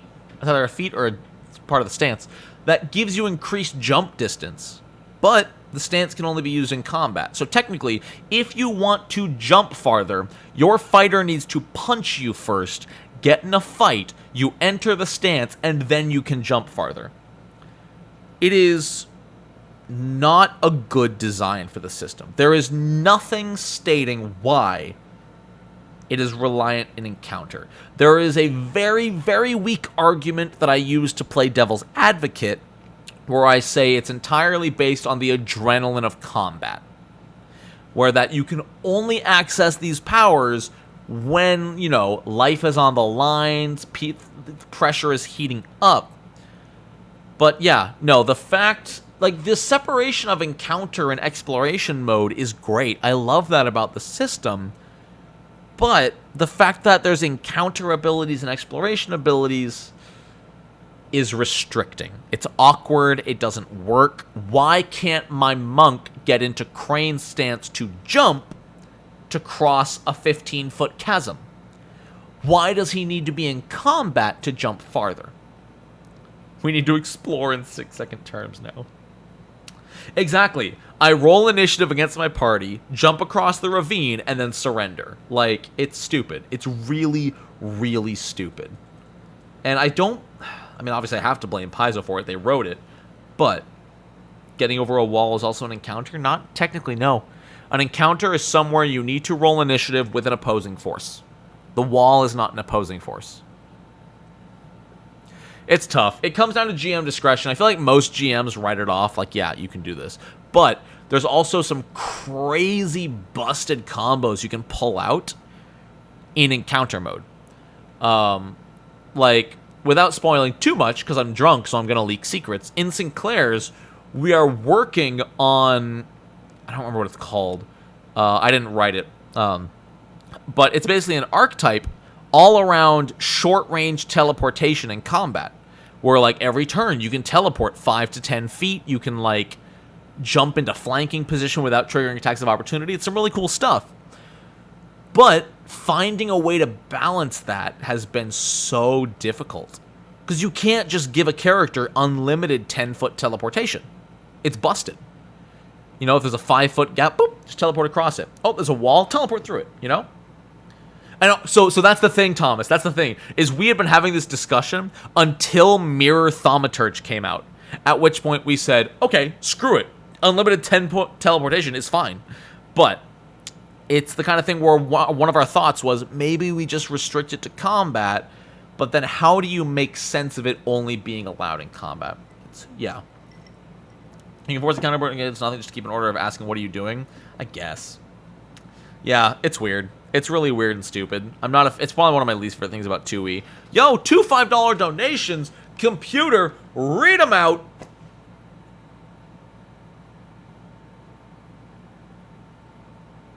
Computer. That's so Thank you. cool. I understand the idea behind encounter-based abilities, but I don't think they truly fit with PF2E design ideas. Agreed. That's so cool. In combat, abilities strain my suspense Yes. of disbelief. Both games could use an adrenaline mechanic to free use combat powers. Adrenaline potion? So, yeah. Honestly, the problem being here is that encounter-based works really well in a board game where the rules are strict and unchanging. Encounter-based does not work well when telling a story. If a character... Oh my god, Joseph, I will get to that. If a story character shows... I mean, I get... It's almost like when you point out a plot hole in a movie or an anime. Why does it say message retracted?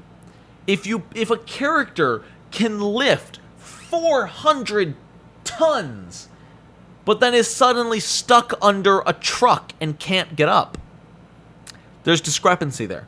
Why aren't they lifting the truck if they can lift 400 tons? Why aren't they jumping across a 20-foot chasm if they can teleport across? Why can't they do it?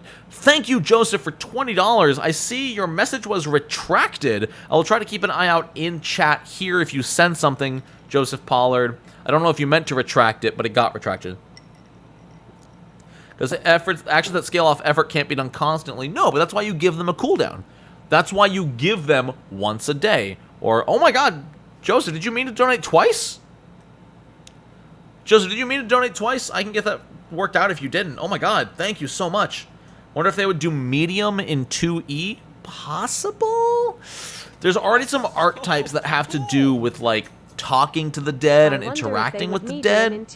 I feel like if they were gonna do medium, it would have been in Book of the Dead. I feel like it's almost too late. You forgot to write the message. You're yes, you're okay with sending both, or yes, you want to work out a refund there.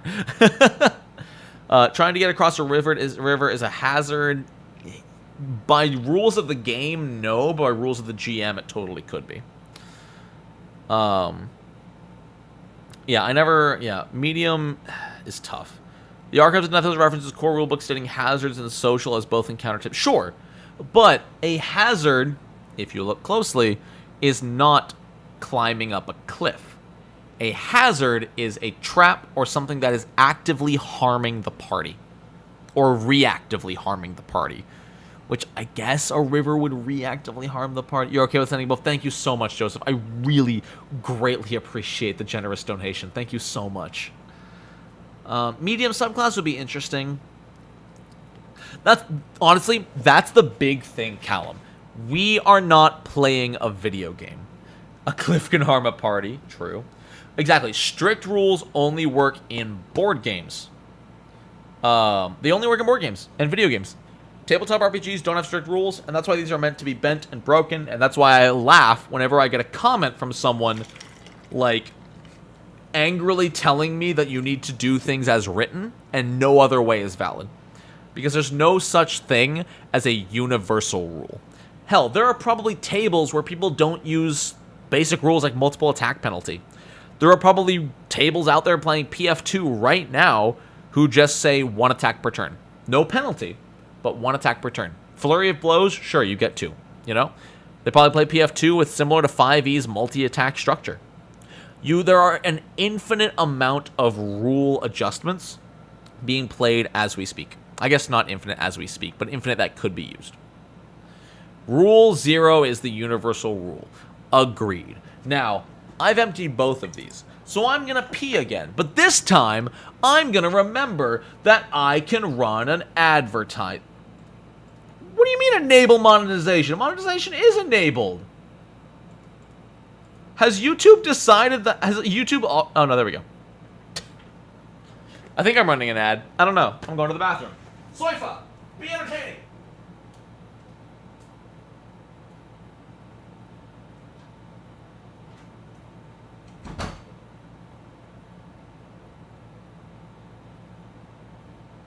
That's so cool. Can you do me a favor and type, lava flow is hazardous terrain, in your Discord?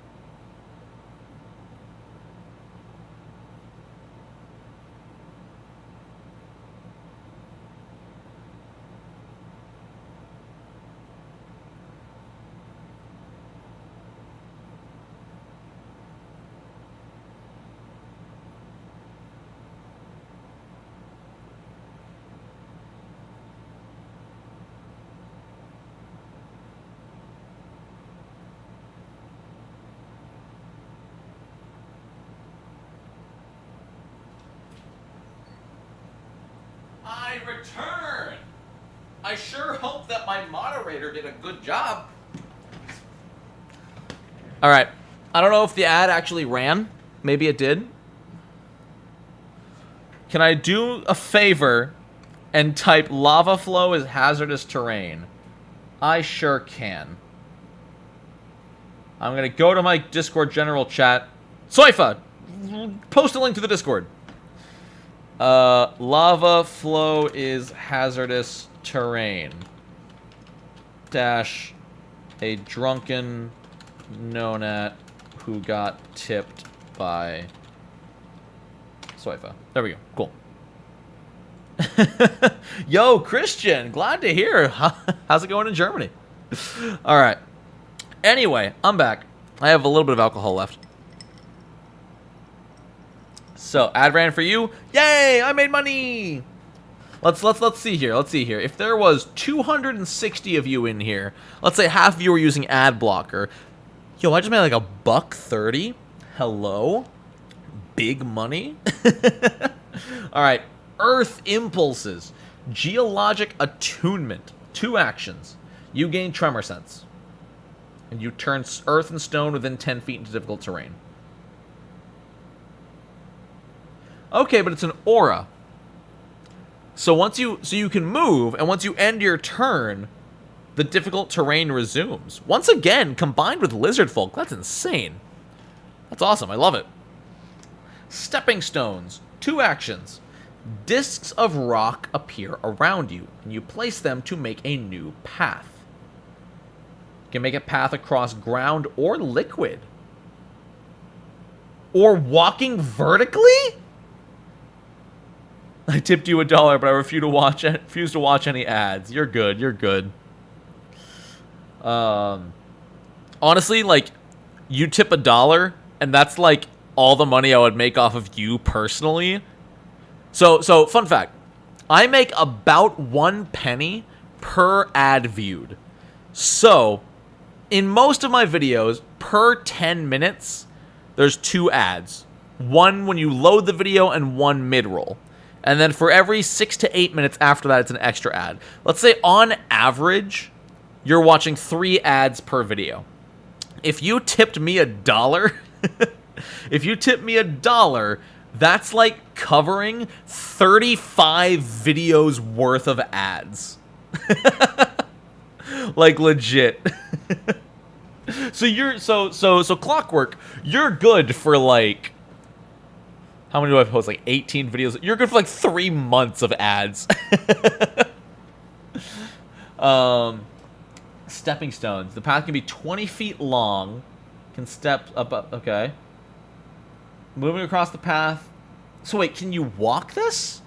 You better get working. I want my next 18 fits. 3 a week, baby. Sometimes counting streams. Wait.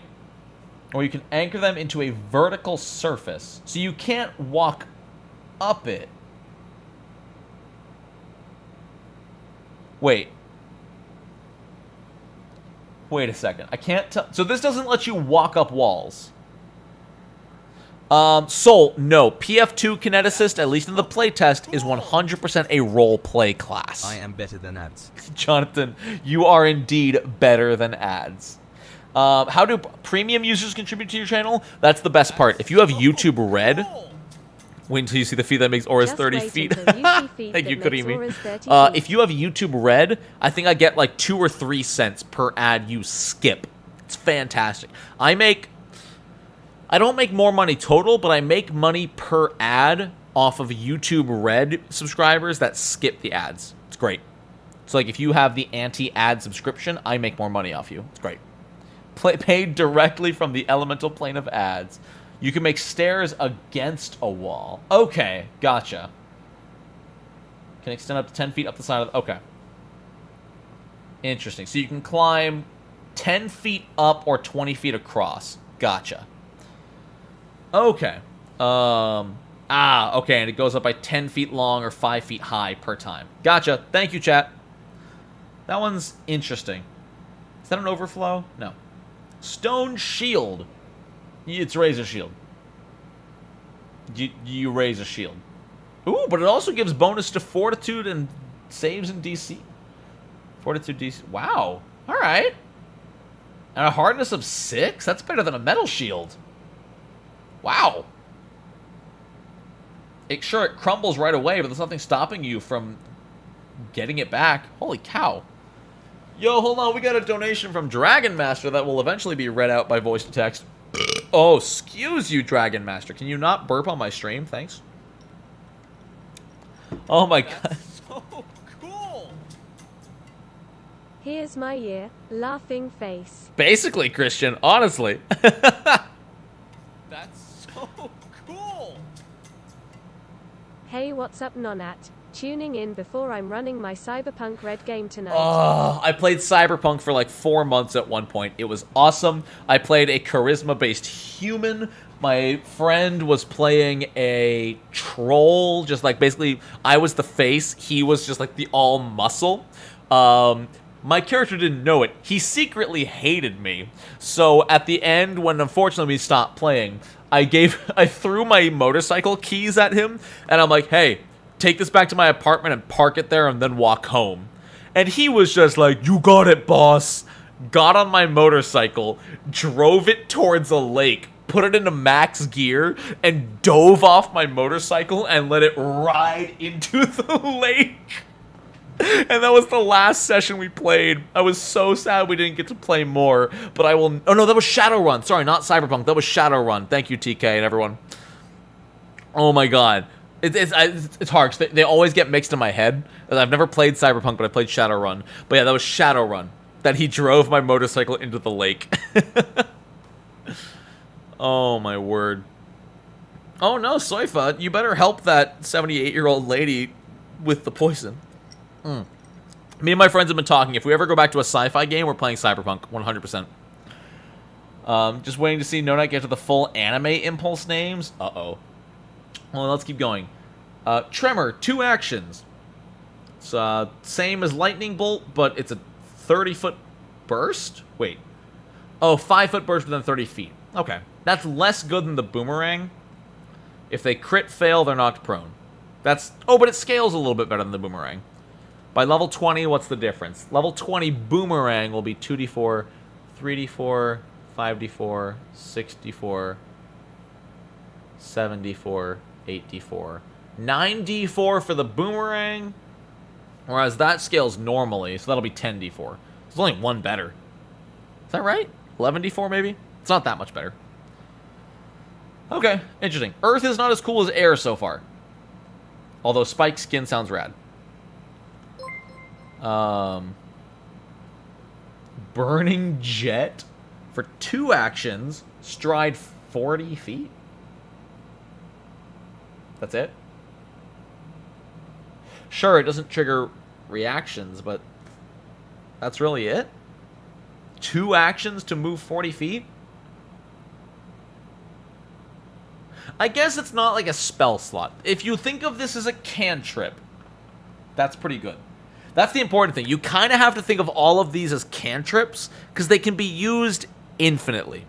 We will definitely, at the very least, look at the level 18 names. I'm good to keep going. Y'all have been amazing today. I'm having a blast. I've missed streaming. We're probably going to go long. I guess, as a cantrip, even for 3 actions, if you count Gathering, 3 actions to get out of dodge without triggering reactions has its uses. That's not... Exactly. 40 feet is better than 10 feet stepping twice. Fair. I'll give it that. It's not overflow. You get to keep the element. That's not bad. Eternal Torch. 2 actions. Create a torch-like flame that orbits target creature or emits its light. This is the light cantrip. You can have as many as your level? So hold on. For 2 actions, well, no, for 2 actions you make 1. But if you're level 5 and your party of 5, you can have 5 separate light spells. Permanently. Not even till next daily preparations. Holy cow, that's awesome. Read the jet level upgrades. Oh, thank you. At level 6, you move 60 feet or jump 40 feet. Level 10...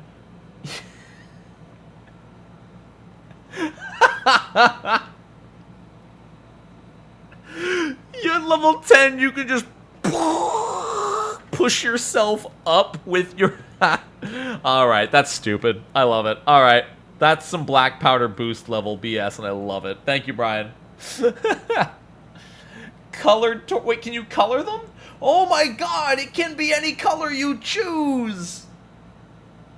That's awesome! Wait. Oh, you can? Oh, but you have to touch it. But you can cast this on an enemy. If you have an enemy who keeps turning invisible, just tap them. Give them a red torch color. Alright, this is light on steroids, and I'm about it. Can we casually talk about how Kineticist has, like, 15 level 1 feats? Flame Eruption. For 2 actions, you create a cylinder of flames, 5 feet in diameter. Wait, 5? Okay, so it's only on 1 square. But within 30 feet of you. Okay. 1d6 fire damage, basic reflex save. 1 damage each time it moves into the square.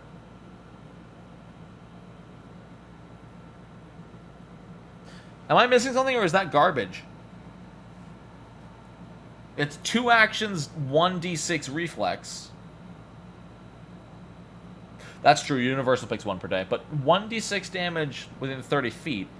If something's flying, I guess it's okay?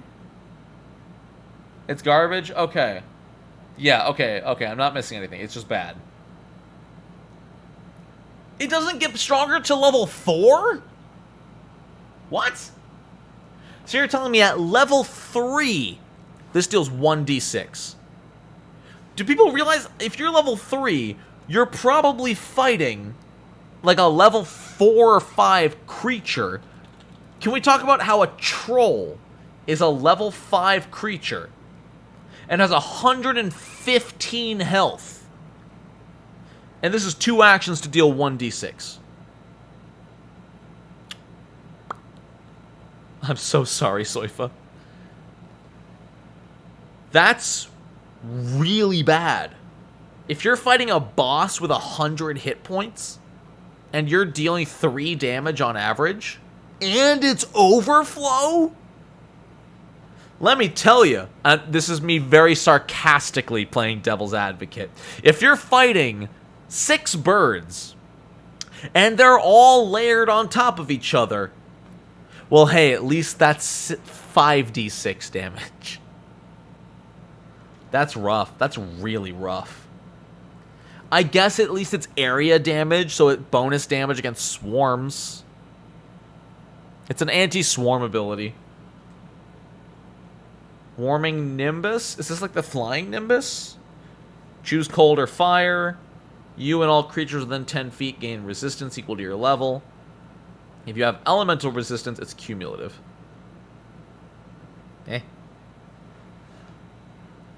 Wow. Yeah. No, fire. I like these two. I don't like anything else. Yo, Severian, thank you for another donation. Spiraling flames. Sounds like you are adjusting something. And it is speaking of multiple columns. I noticed it talked about multiple columns. Right? But it only lasts until the start of your next turn. I thought it mentioned multiple columns. I guess it just mentions multiple spaces because it's 6 spaces going up. Yeah, okay, no, it doesn't mention multiple columns. I don't know where I read that. Okay. If you're fighting a giant flying creature, you can stack the movement damage. No, you can't. A larger creature takes the damage only once, even if it moves into multiple squares. Sucks. It's also spammable, I suppose. But you still compare this to, like, Produce Flame, which at least adds Spellcaster mod. Yeah, I don't know. Alright, what does water have for us? All shall end in flames. Ignite the sun! Water. Deflecting wave as a reaction. If you would take acid, bludgeoning, fire, or slashing, that's really random, and you're aware of it and are not flat-footed, you gain resistance equal to your level.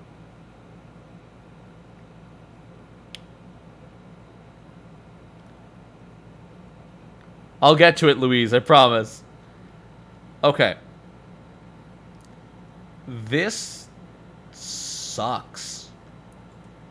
I use my reaction to reduce the damage taken by 1. Like, I feel like even at level 20, reducing damage taken by 20 isn't that much. Works against haunts and traps. That's fair. I don't know. That's... Oh, and it's overflow. Oh, God. No. Not good. Champion is 22 at level 20? Ugh. Normal champion reaction is better than that. Like, this is a feat. I don't... Double your level? If it's acid or fire, specifically. If it's fire. I just got here. What's this anime crap? This is anime the class. Don't worry. Sexy evil. I'm not sold on that one. That one's a little eh. Tidal Hands. 2 actions. Form 2 15-foot cones that don't overlap, or 1 30-foot cone to deal 2d6 Woo! Hold on. Have we beaten Electric Arc? Yeah. Yeah, we have. Like, unless you have... Like, on average, you're hitting 2 creatures with this. On average. In an ideal situation, you're hitting 3 or more. Now, careful, because you can hit your allies. It is overflow. So it's technically 3... Okay, maybe we're not being electric arc because it's overflow. So it's technically 3 actions to cast this. But that ain't bad. Oh, but it doesn't add... It doesn't have spell casting. So the thing that is entirely holding Kineticist back is there's no spell casting modifier. So 2d6 can mean 2 damage, which if they succeed their saving throw is 1 damage. Now it can also mean 12 damage. But the problem with not adding spellcasting modifier is that sometimes you'll do more damage on a successful save than a failed save. Wait, do they add their con to damage? Hold on. Wait, they might have mentioned something about that. Do they not add con to damage? No con mod to damage. Wow. That's painful. Yeah, no, they need a damage bonus. They are so behind in damage right now. They're so behind. And it's too random. Again, even if you're level 3 dealing 3d6 damage, aren't most abilities save or suck? Not in PF2. PF2 typically it has the 4 stages of success, which has pretty much overwritten the save or suck mechanic, which is what a lot of people love about the system. What sucks about this is save or suck doesn't matter. It's going to come down to a die roll. And you could have them succeed a save and take 6 damage, or fail a save and take 2. It's still level 1 AoE, sure, but a little bit of guaranteed damage is nice. And imagine being level 3 and dealing 3 damage. That would feel so bad. Like, at least with Electric Arc at level 3, if you roll 2 1s, you're still dealing 6. That's double. Yeah, that feels bad. Water Dance. 2 actions, no overflow. A wave appears behind and around the target to stride 30 feet. Plus 2 to defense against reactions. Okay, it's an ally movement. 2 actions to move an ally 30 feet. Not bad. That's fine. Distance increases every 3 levels. That's cool. It's fine enough. Winter's Clutch. 2 actions, you get an aura. Any creature that ends its turn within 10 feet of you takes a damage. At the end of your turn, the snow collects in a snow drift. Just make the aura difficult terrain. Don't make us keep track of 3 connected squares within 10 feet of the caster at the end of their turn is difficult terrain until your next turn, at which point you can select 3. Just make the aura difficult terrain. That's annoying. I'm drunk and opinionated. I'm not alone, right? That's annoying.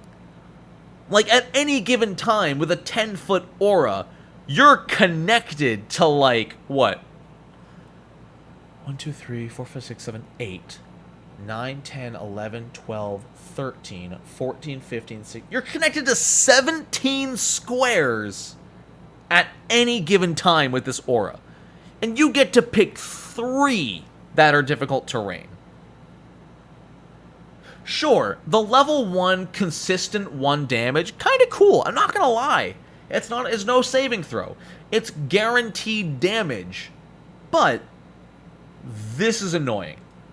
This is really annoying.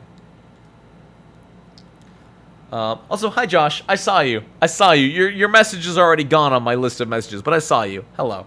I miss you. There's a level 8 feat that makes it 30-foot aura. God, imagine trying to handle the 30-foot aura. Oh my god. Just always do the 3 squares between you and the opponent, but that's not always going to be the best choice. You're a sweetheart? Yeah. I need another drink. Soifa, you get a break. Josh, be entertaining while I get more drink.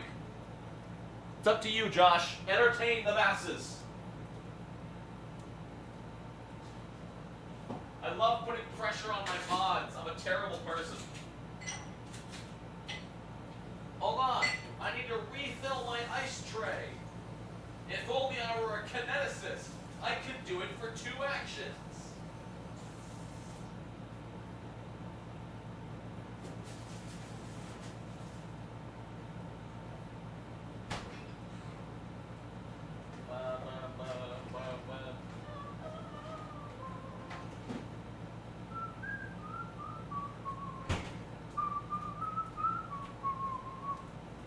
Rockin' and a rollin' Bob ran.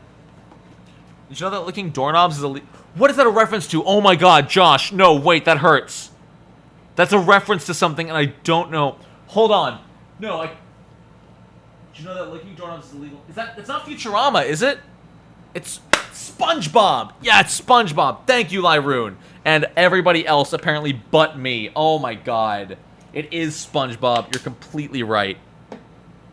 Licking doorknobs is illegal on other planet. That's when Squidward is imagining SpongeBob, right? God, I don't even know the episode. Holy cow. Smitty Werben Jaegerman Jensen. Isn't there a Jaegerman Jensen in there? It's not just Smitty Werben Jensen. It's Smitty Werben Jaegerman Jensen. It's the episode. Oh, it's Mr. Krabs. Licking doorknobs is illegal on other planets. Dude, full party of lizard folk kineticists would be gross. I've been told you need to do a shot of hot sauce for 1 million subs. Alright. For 1 million subscribers, which I don't think even XP to level 3 is at, I will do a shot of hot sauce. You have that on record. He was number 1! I am thinking of Jägermeister, but I'm pretty sure it's Schmitty Wergen Jaegerman Jensen, right? I will look this up. Schmitty Wergen Jaegerman Jensen.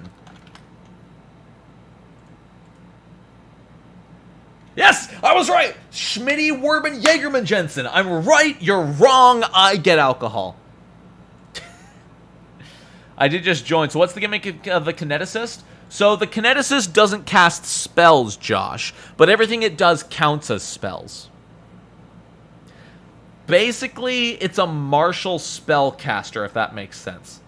Everything they do... Also, for anyone who has joined within the last hour, let me get you up to speed. The Kineticist always needs to gather an element for 1 action. They will either be able to... Now, normally, for 1 action, depending on your subclass, you can either gather 1 element, 1 of 2 elements, or 1 of any element. This also affects how many first level feats you get. When you have an element, you can perform an impulse of that element. Elemental Blast is available to any element. Otherwise, you need to take specific elemental feats, such as earth, air, water, fire, or in the full release, there will be metal and wood as well. If you want to use Geologic Attunement to gain Tremor Sense, you need to first spend an action to gather an earth element. Otherwise, they're spells. They don't use spell slots, and you can do any of them infinitely, but they're spells. Hi, Des. I know you like it when I say hi to you, so hi, Des. Ooh, no, sorry. That's the big thing, Josh, that Clockwork has brought up that I need to mention. It is the most insane ability of the Kineticist and needs a freaking nerf. You can move any element 1 foot.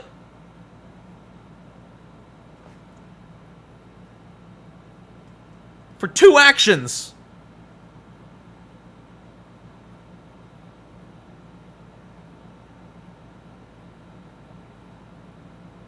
Anyway. Paizo, please nerf. Please make it 1 centimeter. Take that, sorcerer. Oh my god. Alright, let's look at level 2.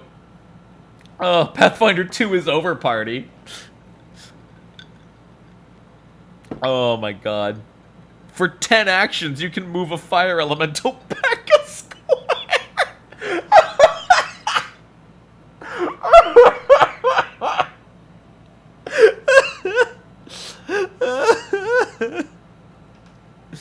Oh, that's right, it must be unattended.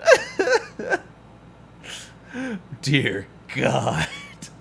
Kinetic activation. Rather than incantations and gestures, you can use your inner gate to directly unlock the potential of elementally empowered magic items.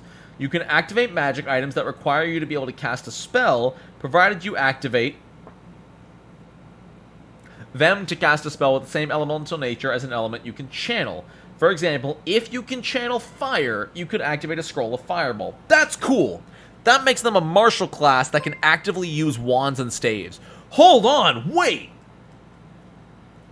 Wait. Whoa! What's the limit here? Provided you activate them to cast a spell with the same name. A staff is a magic item that requires you to cast a spell. Oh, you can't recharge it. Oh, that's what it is. Oh my god. I was about to say... Like, if you... But, hold on. If you find a wand of meteor... If you find a wand of meteor swarm at level 2... Technically, you can activate them to cast a spell with the same nature. Hold on! Hold on! Can a level 1 Kineticist use a wand of meteor swarm? What? Wait, a wizard dedication could use it too? Wait, hold on. How do wands work? Wait. Wands work?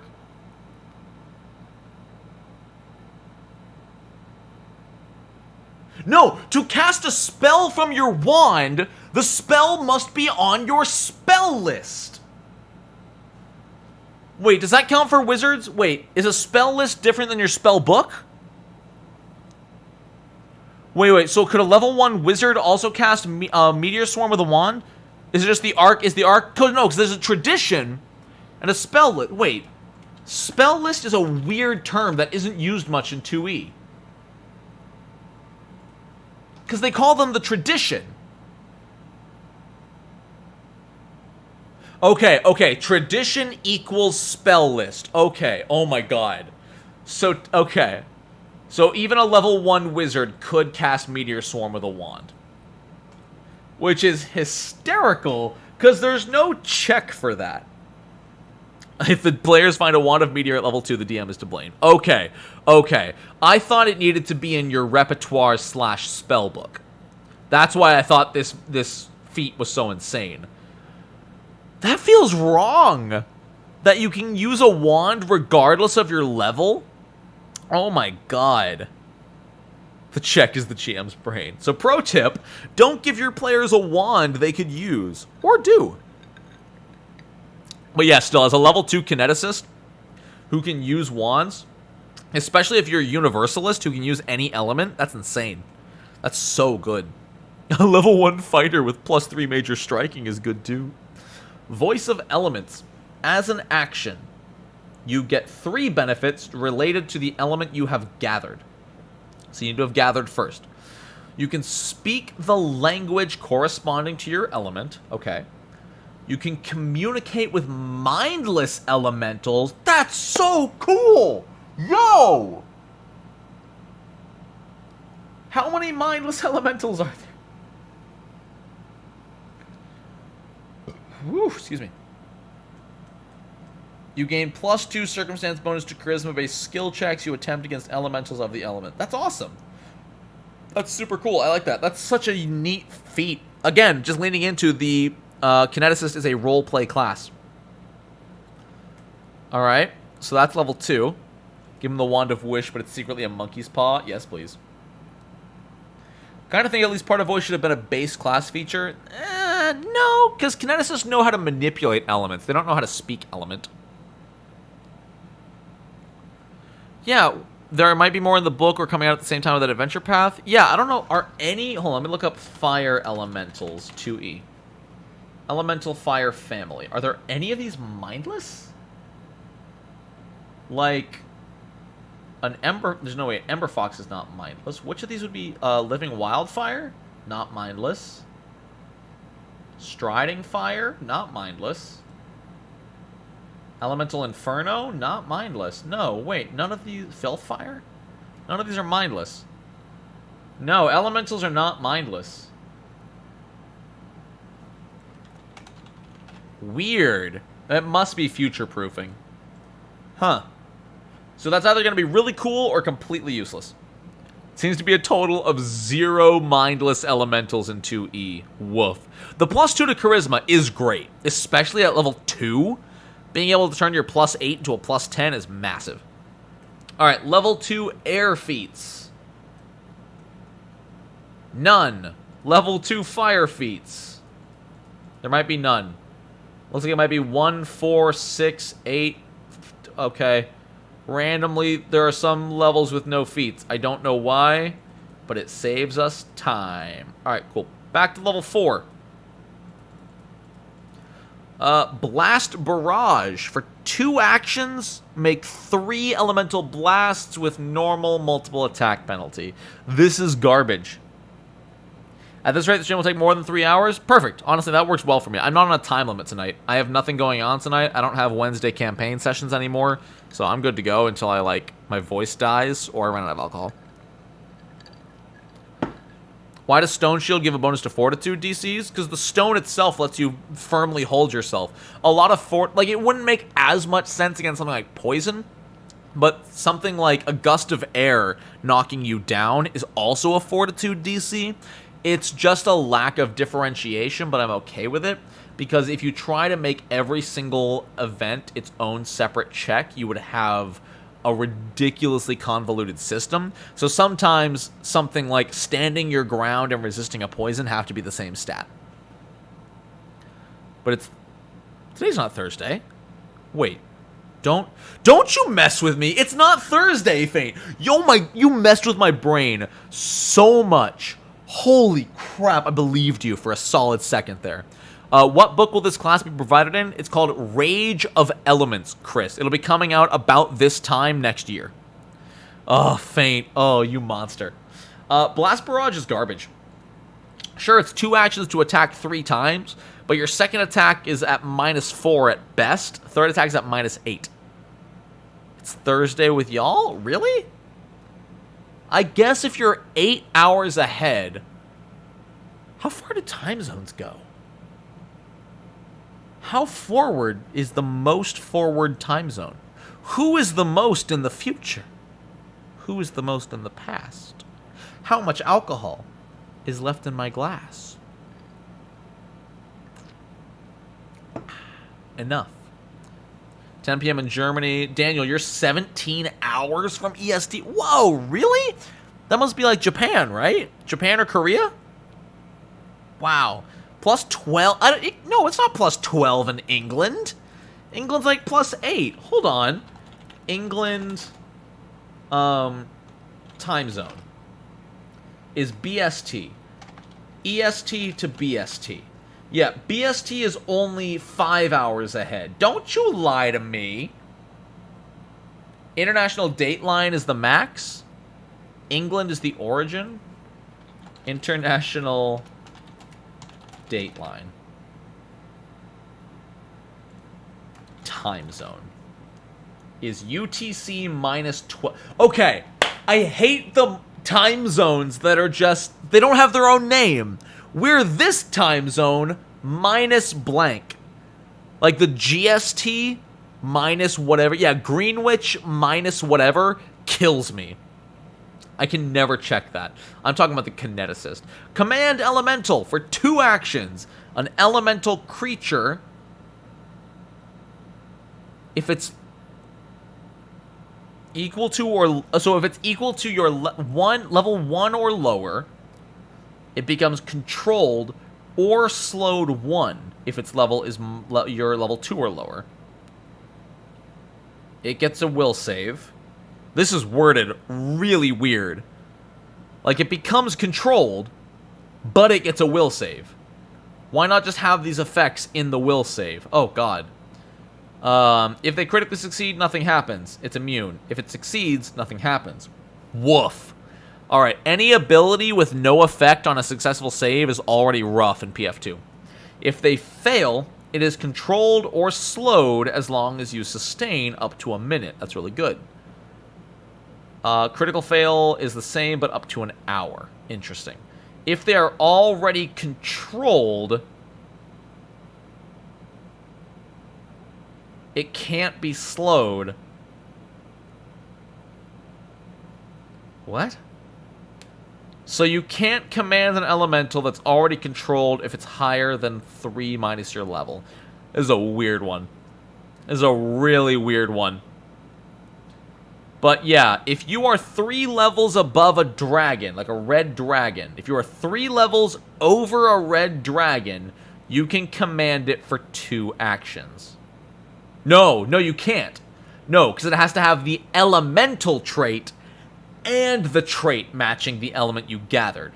So it can't be a fire dragon, it has to be a fire elemental. Okay. This is a weird one. This is really specific. Like, hyper specific. This is only good for stealing other people's summon elementals. It's better against mindless elementals, honestly.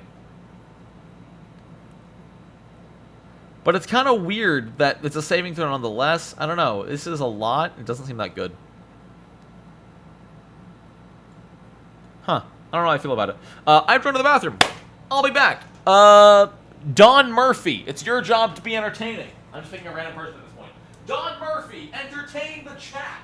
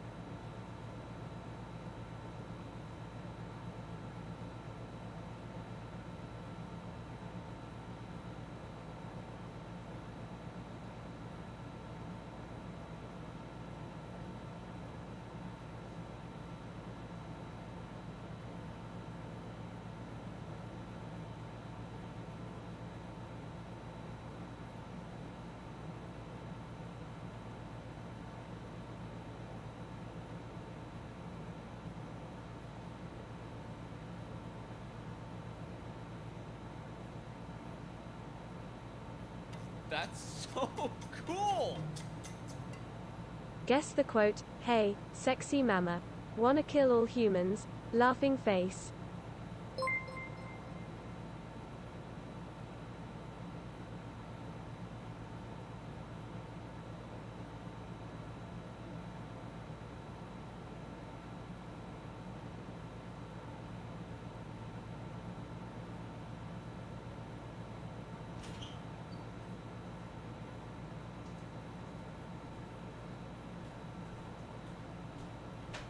Boo!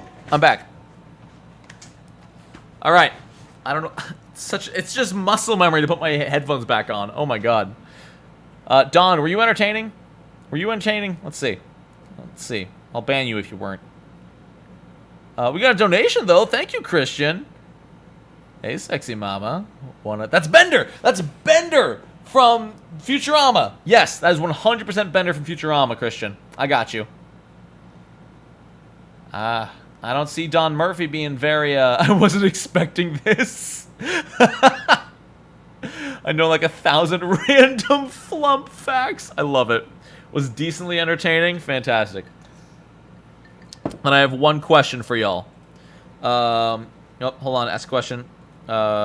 Does Don Murphy deserve moderator? Yes or no? Don Murphy, you've put yourself on blast here. I'm tipsy enough. Let's find out.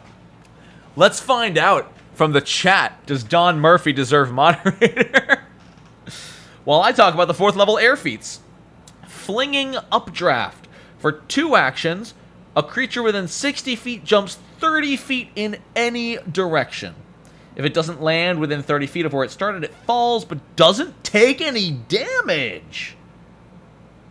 Wait. So this is like slow fall with a jump, except not a reaction. You can cast this, jump 30 feet off of a cliff, and then fall. It just falls. Huh. Interesting. He ascended to godhood. Flump facts, best facts. Time for mod Don Murphy. Soothing Breeze. 3 actions. You can extinguish small non-magical fires within a 20-foot burst. So, question. This is not a Kineticist aura, nor does it give a range. I think it's either supposed to say 20-foot emanation or give us a range. Because a burst has a range, and this does not give a range. Each living creature in the area regains 3d4 hit points and is immune to regaining HP for 10 minutes. Ooh, that's a focus spell. But it's also tough. This is 3 actions, but it's an impulse, so you need to gather on the previous turn. Interesting. 3 action overflow is rough. It's not perfect, it's a focus spell. This is a focus spell. This is a straight up 3d4 healing focus spell. Yeah, it's either supposed to give a range or have an emanation. It's just incorrectly worded. Heal some guy 2 cities over. Yeah, 20-foot burst anywhere on the planet. We're sitting at 70% yes for Don Murphy being mod. Agreed, Josh. Honestly, yeah. Different ways to heal are so fun to hear. Like the fire healing on Phoenix. Yeah, I'm straight up about it. Crowned in Tempest's Fury. These feat names. Oh, that's true, Andrew. I hadn't considered that. Soothing Breeze heals the entire party for 3d4. Honestly.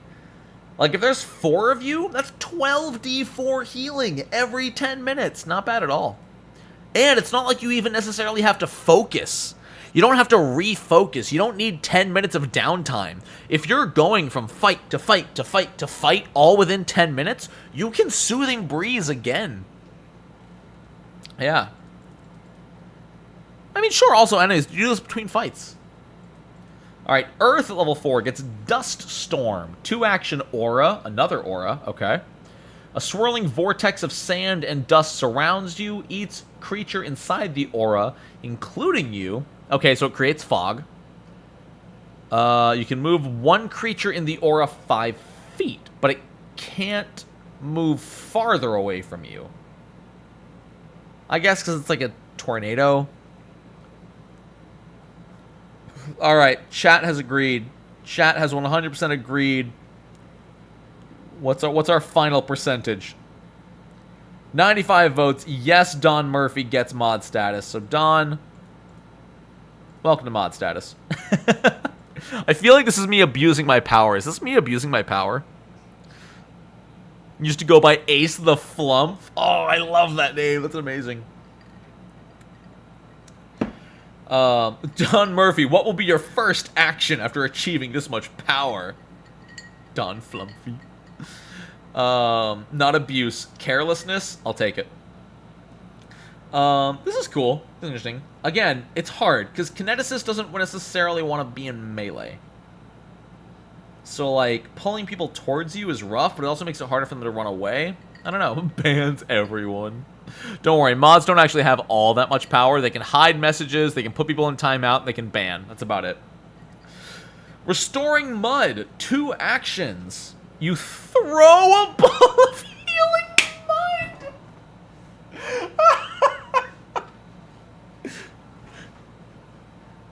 Yo, Barbarian! You're in pain! Yay! You're better now!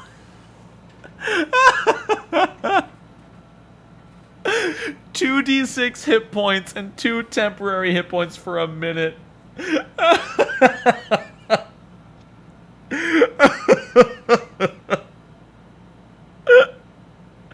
Yeah, the Universalist healing Kineticist ain't bad, not gonna lie, because you can Healing Breeze and Restoring Mud. The hard part is it doesn't come online to level 4.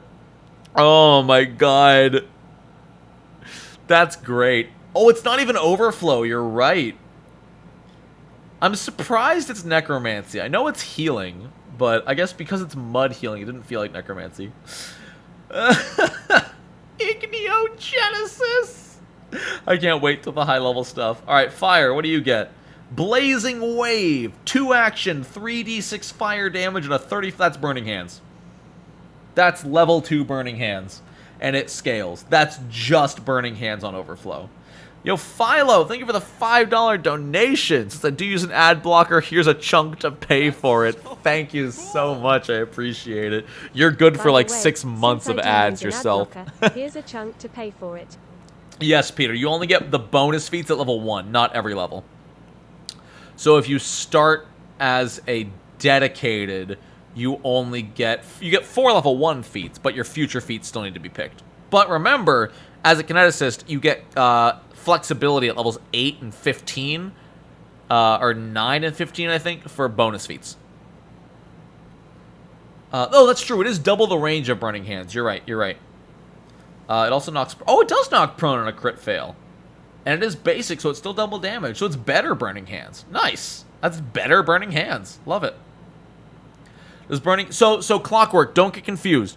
When you see level +2, that is the same as a spell heightened +1. Remember, spells scale half as fast as character level. So 2 character levels is the same as +1 spell level. Though, actually, technically, it scales 1 level slower. A spell can be heightened to 3rd level at character level 5. Blazing Wave won't heighten until character level 6. It is a little weird if you compare them, but if you take them as separate concepts, it makes sense. Does Burning Hands go up by 2d6 per heighten? Really? No way. Does it actually? Sounds insane. Oh my god, you're right. Holy cow, Burning Hands is insane. Yeah, no, Burning Hands goes up by 2d6. Wow. But this doesn't cost a spell slot. This is a cantrip. Yeah, that's why it's a different word. Exactly. That's why they didn't say heightened. Desert Shimmer, a fire aura for 2 actions. You and all creatures in your aura are concealed. Any creature other than you takes 2 fire damage at the start of their turn. You... Ooh! Ooh! Weird! This is such a selfish feat. But I like it. Oh, Blazing Wave is overflow. You're right. I didn't realize that. That makes it a little bit worse. So it's 3 action Burning Hands. But it is double the range. Desert Shimmer's okay. You give your enemies concealment, but they take 2 damage per turn, but you get to ignore that concealment. There's a feat that makes it better? Okay. Interesting. Auras reduce actions of that element. Okay, that's what I thought. Yeah. I'll have to reread it. There is a synergy between having an aura on and using abilities of that element, but I can't remember what it is at this point. There's a feat that lets you exclude people. Oh, nice. Alright. And water, level 4. We're only level 4. Return to the sea! Speaking of which, just because I want to talk about it because I'm drunk enough, just talking about Return to the Sea because I got an ability like that. I played Spirit Island at Gen Con this year. Do we have anyone in chat who's played Spirit Island? Because that game is incredible. And I'm going to be playing it on Tabletop Simulator with some of my friends. It's amazing. Anyway. Wait, I don't know if it was mentioned. Is Void still an element the Kineticist can control? Not right now, Don. I don't know if it's going to come in the in the future. Right now, the only confirmed elements we have are fire, water, earth, air, wood, and metal. McFadden. Not 3 action spells, 2 action spells with reload 1. That's so cool. You didn't like it, Yognet. Oh my god. Not Oh, I 3 loved action it. spells. I think 2 it helped action that one of spells our with players had reload played 1. before, so we had a teacher. I think learning Spirit Island with a bunch of new players would have been hell. I think you need someone who knows how to play to teach you, and that makes it better. So return to the sea. 3 actions. Target a creature within 30 feet. For 10 minutes, it gains the effects of feet to fins, which I think gives you a swim speed equal to your land speed, and can breathe underwater. It ignores the penalties to bludgeoning and slashing attacks. Wow. That's awesome. Not even overflow. Wait. Oh my god, there's no overflow, there's no cool... The level 6 bonus doesn't even matter. So for reference, 3 actions is 6 seconds. You can just return to sea, return to sea, return to sea, return to sea, and your entire team can breathe underwater and swim fast. Right? No, oh, or until your next use. Never mind. Okay, nope, there it is. I found it. Yep. Sorry, it's always that one little phrase I miss. Or until your next use. Right. Alcohol. Makes reading hard. I can pretend the alcohol makes me read worse. We all know I just read bad. Like, we all just know I would have gotten that wrong sober, even if I was drunk. At 6th level, you can target multiple. I was wondering why it said this. Yeah. No, it's just that you can't read. Exactly. Veil of Mists. For 2 actions, you have Illusory Disguise for 10 minutes. Only on yourself. It's a level 1 spell. I guess it's infinitely repeatable. Since it lasts as long as its immunity, at like 9 minutes and 30 seconds, you can just excuse yourself to the bathroom, wait for it to wear off, cast it... Oh, wait. The wording is weird. Are you immune after it wears off? Or are you immune during its duration? You then become immune. So it's after the duration. Right? Yo, what's up, Gus? Welcome. I have not read Air Invisibility, no. Okay, so it's pretty much agreed that it is after it wears off. Okay, so it's only 10 minutes of disguise. So then just go to a party, drink a bunch of alcohol, and excuse yourself for 10 minutes as you go give the toilet a hug. Easy as that. So I was looking at the PDF again. No worries, Don. You're good. Aaron Viz is strong. All right, we'll get to that soon. Back to level 6 normal feats. We'll make it through, I promise. I can't believe I just made that promise. Oops. Cycling... What time is it? 4:20. Okay. Cycling Blast. For 1 action, you attack and gather an element. But a different element. Oh, that's why it's only for dual gate or universal gate. That's great action economy. Oh my god, that's incredible action economy.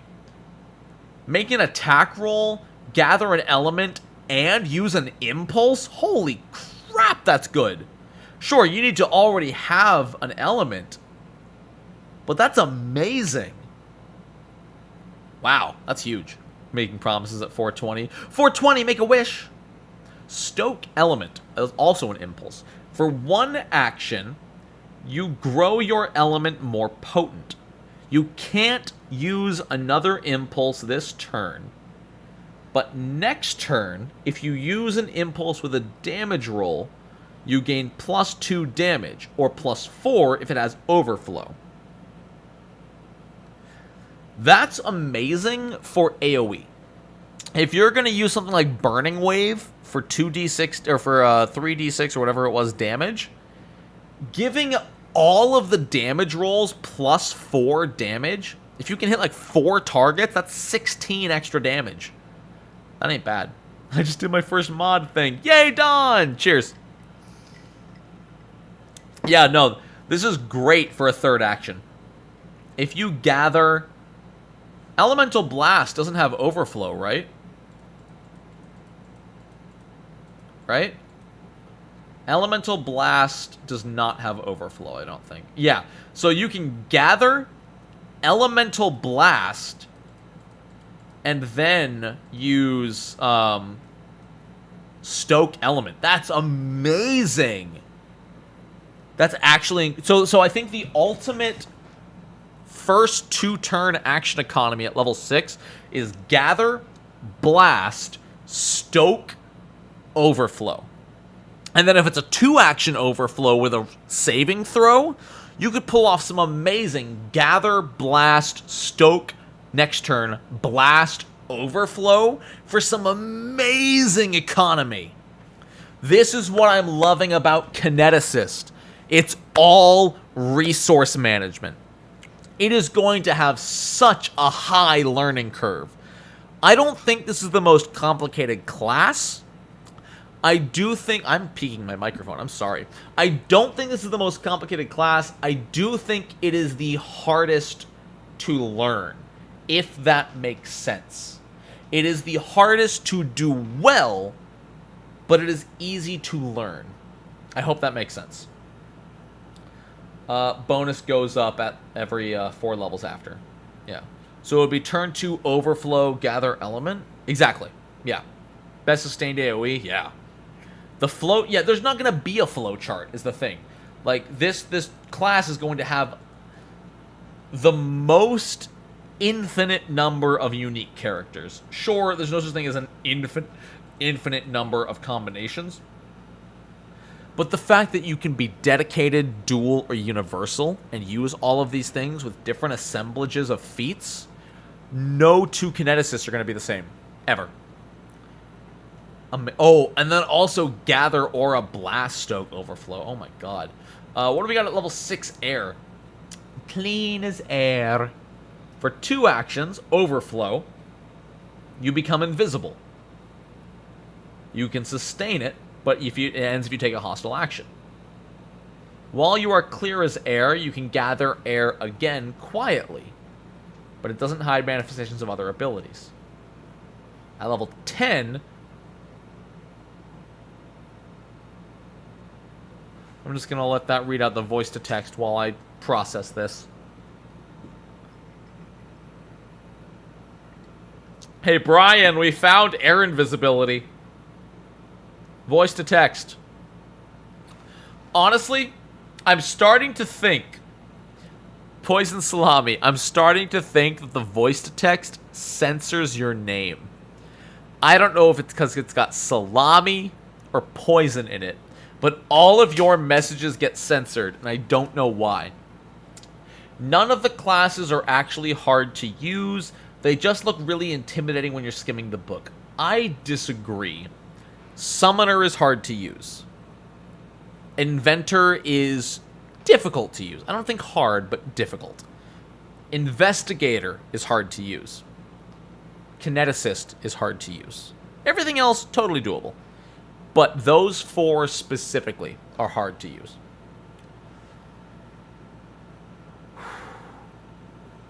That's nuts. Summoner is hard because of all it portrays.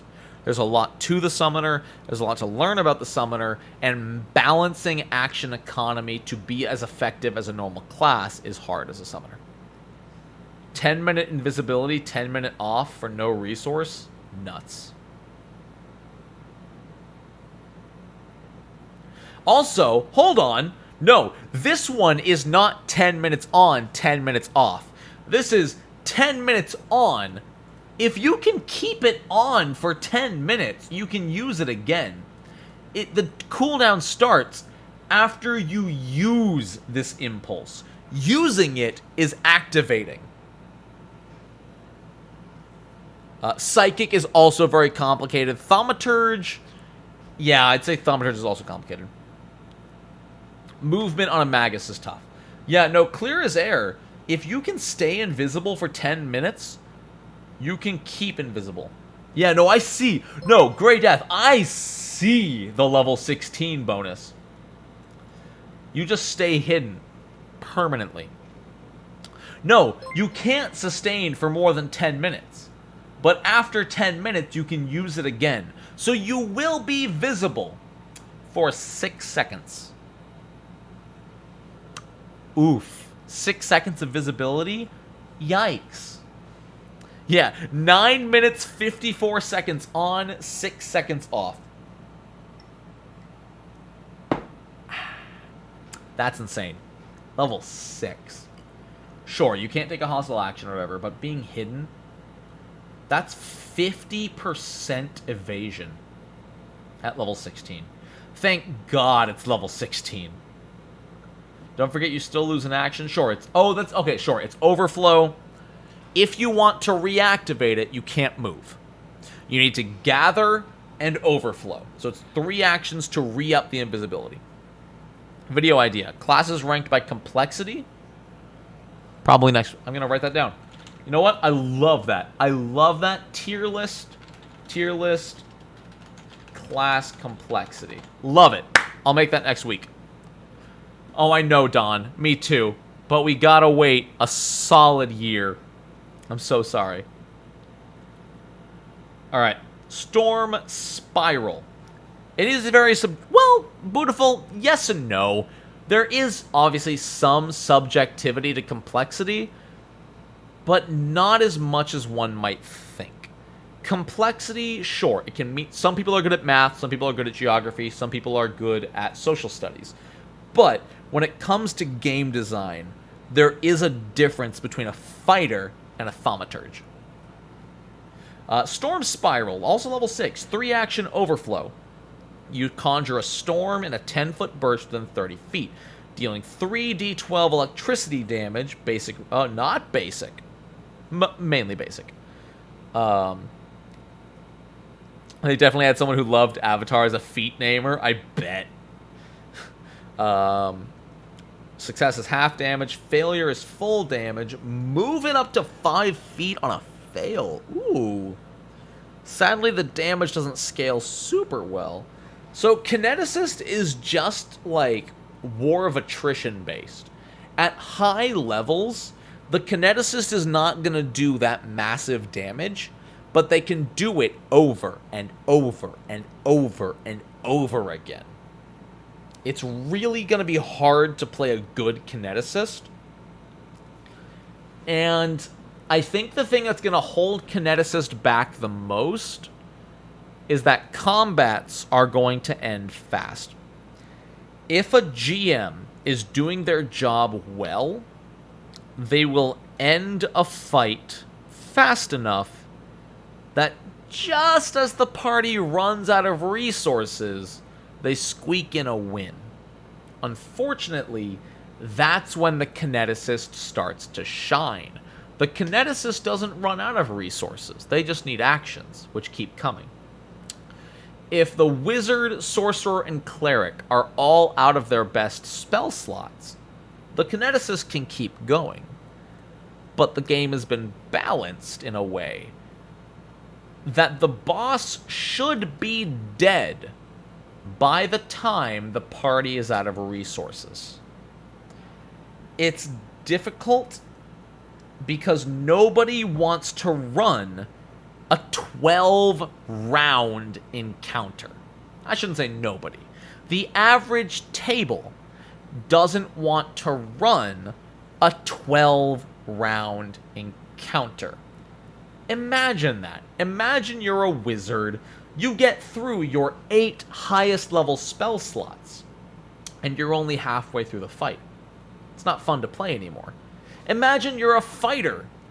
You've made your 2 attack rolls 12 times in a row. That's not fun. For the Kineticist to reach their prime, everyone else needs to stop having fun. Exactly. Exactly, Josh. Honestly, that is a better analogy than you even realize. Final Fantasy, Tales of series, Japanese role-playing games, this fits perfectly. Those are based on 30 to 50 round boss fights. But at a tabletop, where 1 round takes roughly 10 minutes or more, 2 hours to reach your prime is rough. It doesn't feel good. And the hardest part is that reaching your prime doesn't mean you're doing more damage. It just means you get to keep doing the things you were already doing. I feel like tabletop role-playing games need to be designed around quick, in quotes, decisive combat. Whereas the Kineticist is designed around drawn-out war of attrition. And Igor Engel makes a great point. The Kineticist is a fantastic class if you're in a session that requires combat after combat after combat with no time for a long rest.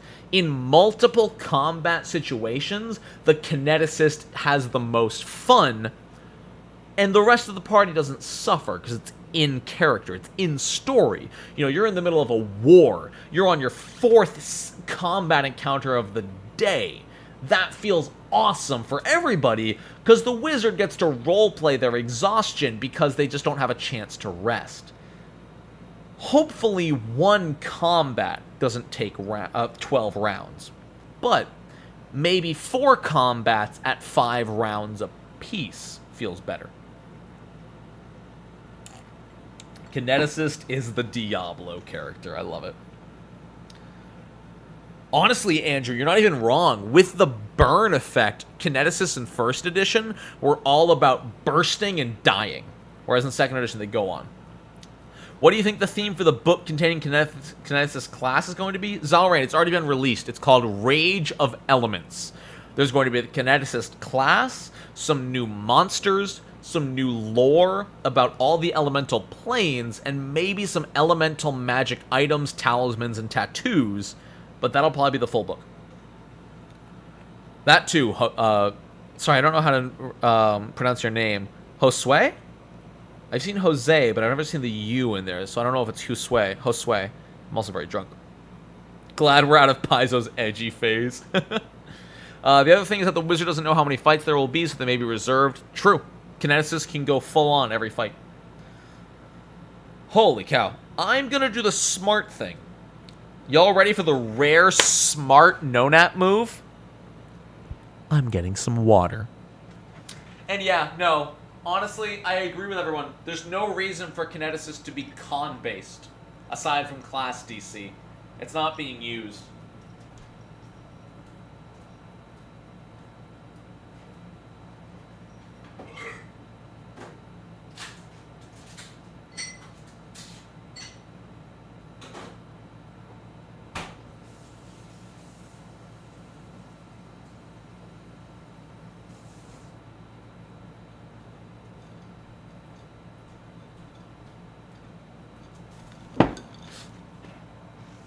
Optional burn? Optional burn would be interesting. Water unsubbed.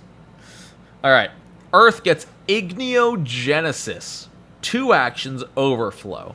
You can create a permanent stone object. It must be relatively simple in shape with no intricate parts or moving pieces. It must fit within a 5-foot cube adjacent to you. If you create the object underneath you, you cause them to rise in the air.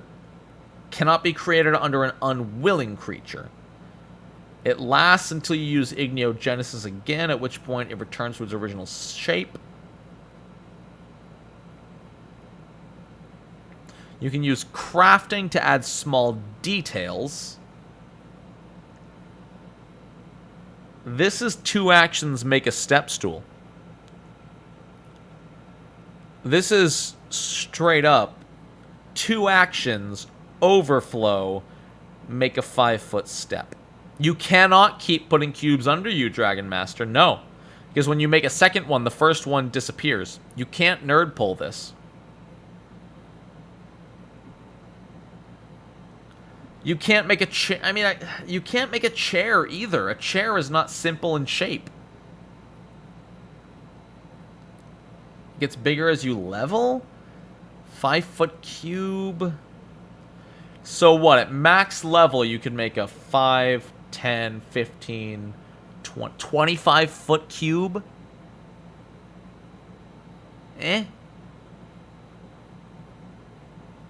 It's hard, because obviously it's infinite. This is a cantrip. You have to think of all Kineticist abilities as cantrips. You don't shape stone. No, you can't lock a person in a cage or anything. This is a cube. It can't be fancy. It can't have fine detail. It is a cube. 2 actions for half a 10-foot pole? No, I don't think you can do a pole. A 5-foot pole? I don't think that would work. Block a door? Maybe. You could maybe seal a 5-foot cave entrance. This one's tough to recommend. It fits within a 5-foot cube, I suppose. I guess you can get away with a 5-foot dirt pole or stone pole. Makes cover. Fair. It does make cover. That's fair. But again, what would a 5-foot pole do for you? What would a 5-foot... It's stone, too, so it can't support much weight. If it's a 5-foot pole, it's only like an inch across, so it's not going to support your body weight. 1-foot bowling ball. Can it fall on things? There's no rules for it. I guess I'd allow it. It's a weird one. So this has an issue that I have with some feats, like what's chat? You know better than me. What's the investigator feat I hate? Odd something. Help me. Oh my god, what's that thing I hate? Something's odd. Something's odd. I called it for no one put it in. Something's odd. No one put it in the chat. I'm smart. It has the same issue as is it that's odd? Wait, is it that's odd? Oh, all right. Never mind. I'm wrong. It's over. I'm wrong. Everyone's right. It's over. I have high ground. It's that's odd. All right. This has the same issue as that's odd. This puts a lot on your GM. Like, in order for Igniogenesis to be the most useful, your GM is going to need to break rules, make rules, or bend rules. You know, 123R makes a good point. You can either have nearly permanent invisibility or a couple 5-foot stones. Would a 5x5x5 cube be makeable? Yes, because it's within a 5-foot cube. Weird. Rolling boulder. 2-action overflow. You conjure a boulder that travels in a 30-foot line, dealing 2d8 bludgeoning. If they fail their reflex save, they move to the side. Wait, is this just the same thing as the first level wind feat, but d8s instead of d4s? The boulder! It's boulder! It's me! You just conjure me in a 30-foot line. This is just d8s instead of d4s. And it's the same. I mean, I guess it's not the same as the boomerang. But, alright. It's just a 30-foot line of 2d8 damage at level 6. Indiana Jones. Alright, what's fire get? Crawling. That's a long. What is this feat? Why is it so long? Why are you a long feat? Stop it. For 3 actions, you create a small size fire. The crawling fire appears in a space within 30 feet. It is linked to your own flame, allowing you to use fire impulses through it, allowing you to originate their location from the crawling fire instead of yourself. Alongside this, when you conjure the crawling fire, you can immediately make a melee elemental blast from the crawling fire and can use overflow abilities through the crawling fire, but it destroys the crawling fire. It can be sustained up to 1 minute. Each time you sustain it, it can move 40 feet. It can be attacked using your stats. Any damage dealt to the fire is dealt to you instead. Why? Why is it connected to you? Why does it... This is stupid. It's a really weird fire Eidolon. I get how Overflow replaced Burn. Still sad Kineticist isn't really a true con class. Yeah, con doesn't do anything. which is really sad. It's a weird Eidolon. I don't think it needed the connection. I think conjuring a fire that can move and be an alternate source is enough. The fact that you take its damage is stupid. What's the point of making it bigger? What's the point of this thing even becoming bigger? Making it bigger makes it a bigger target. It doesn't do anything. It gets reach, I guess. I don't think it gets your auras. Does it get your... Can you put an aura on it? Use fire impulses through it. So could you put Desert Shimmer on it? I guess it's an impulse. Making your own living fire? It's not even necessarily living. It's just fire you control that can be hurt. Weird. Well, the problem is, Dragon Master, you're not going to have all that much HP. You only get 8 plus con. That means with 18 Constitution, you still have less hit points than a Barbarian. Because Barbarian gets their own con to it. Kineticists don't have that much hit points. They have average. Like, a slightly above average. They have a little bit more than a Rogue. Yeah, this is lame. Unless someone can come up with something. PF1 was my first RPG system, that's why I'm comparing 1E to 2E. That's fair. No, especially if they're in the same brand of Pathfinder. It's natural to compare 1E to 2E, even if there's not many parallels. It's honestly a different class than 1E Kineticist. They have a fighter with 2 con HP. Yeah, exactly.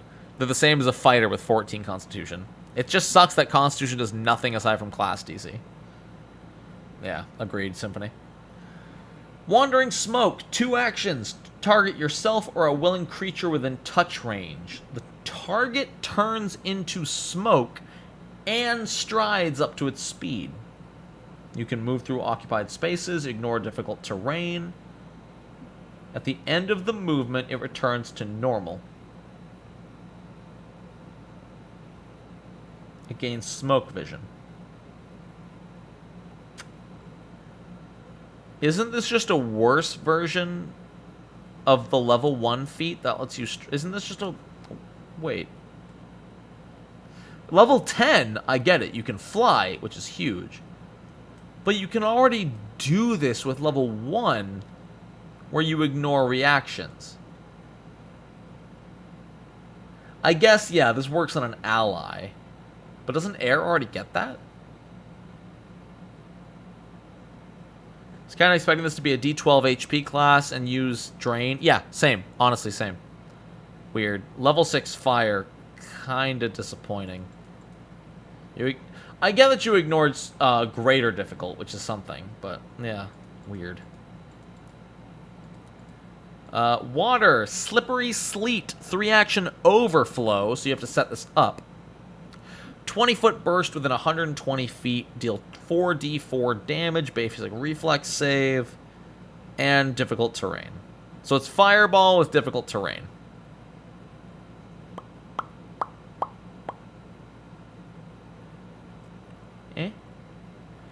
You get this 1 level later than fireball. But it doesn't cost a spell slot. But it costs 2 turns. In fact, if you want to cast this twice, it takes 4 turns. It's weaker than Fireball. It does potentially knock prone. Yeah, with low balance, it could be good. Wait, uneven ground deals damage? Does it? Does uneven ground deal damage? Uneven ground. Oh, every time they take a hit, they need to make this save. Interesting. So there's potential combo here. If you can combo Slippery Sleet with your party, you could pull some shenanigans. Okay, that's a little better. So it's Fireball with Uneven Ground. Kineticist is really hard to use. Yeah, it's difficult terrain, flat-footed, and potential prone. Alright, that's fair. With not costing a spell slot, it's fine. It's just difficult because every time, like a lot of the times when Kineticist saves a spell slot, they sacrifice a turn, you know?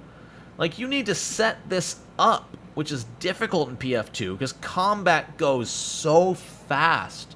Critical hits do so much damage in PF2. Spells are so strong that 2 turns can be enough to end a combat. Yeah. Yo, see you later, Clockwork. Thanks for hanging out. It was a pleasure. Yeah. And I suppose on the turns you're setting up, you can still attack. So it's not useless. Standing Surf, 3 actions. Wall of Water, 30 feet long. The end. Okay, this is just the Wall of Water spell. Cool. Boring! Anyway. Don't forget that having an aura makes the 3 actions to 2. Yeah, let me reread that, because people keep telling me it does different things. Hold on, let me reread auras. Auras. If you already are in a kinetic aura, it takes 1 action fewer to use a different aura. Yeah, this does not reduce the cost of an impulse. Just another aura. It's very confusing. I don't like that. I don't think it was necessary. It makes everything awkward. But no. And honestly, it sucks, because it makes more sense the other way. If you're already in a water aura, water actions should be faster. But no, if you're in a water aura, you can just switch to a fire aura faster, which makes no sense to me. I'm going to the bathroom. My brain is struggling with the alcohol.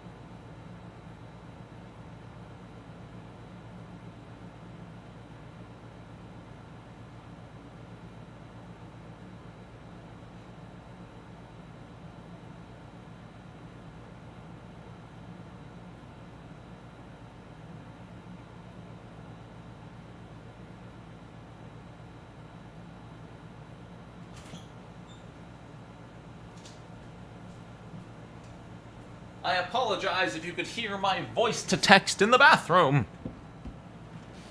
What a stream, y'all. What a stream. You're learning a lot. Where is Dawn? Where is Dawn? Dawn, are you here? How many people we got hanging out in here? We got 200 viewers still. Oh my god. Do you think we will ever get elemental-based rage for barbarians? We already have that with dragon. Yeah, I don't think we will get elemental instinct because dragon instinct basically already does that. It would be hard to do it without overlap. Although I would talk to your GM about flavoring it. I think you could get away with using the same stats for a different flavor. Alright. off to level 8 feats. I might start going just by page, because honestly, this is taking forever, and I promised my girlfriend I would make dinner. Also, I'm getting hungry, so let's at least finish the generic feats, and then I'll read the max level element feats. Alright. There's only one level 8 feat. Aura shaping. You can choose to make your aura 15 feet, or 20 feet, and designate a number of creatures. Level 8 feat is the first time Constitution even comes into play. You can designate a number of creatures up to your con mod to be immune to damage and drawbacks. You must choose the same effect for all creatures you designate, though you can change the selection each time you use a kinetic aura. That's annoying. That should have been a class feature. That should have been a class feature, not a feat.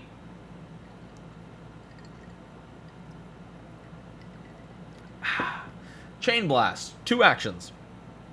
Make a ranged blast with your first range increment. If it hits, attempt a new blast from the target against a different creature within the first range increment using the same penalty. Okay, that's the first good elemental blast support we've seen at level 10. 2 attacks for the same bonus. Fighters get this at level 1. Chain Blast is good. Fighter gets it at first level. Granted for melee attacks, but it can still be against the same target. Huh. Read it again?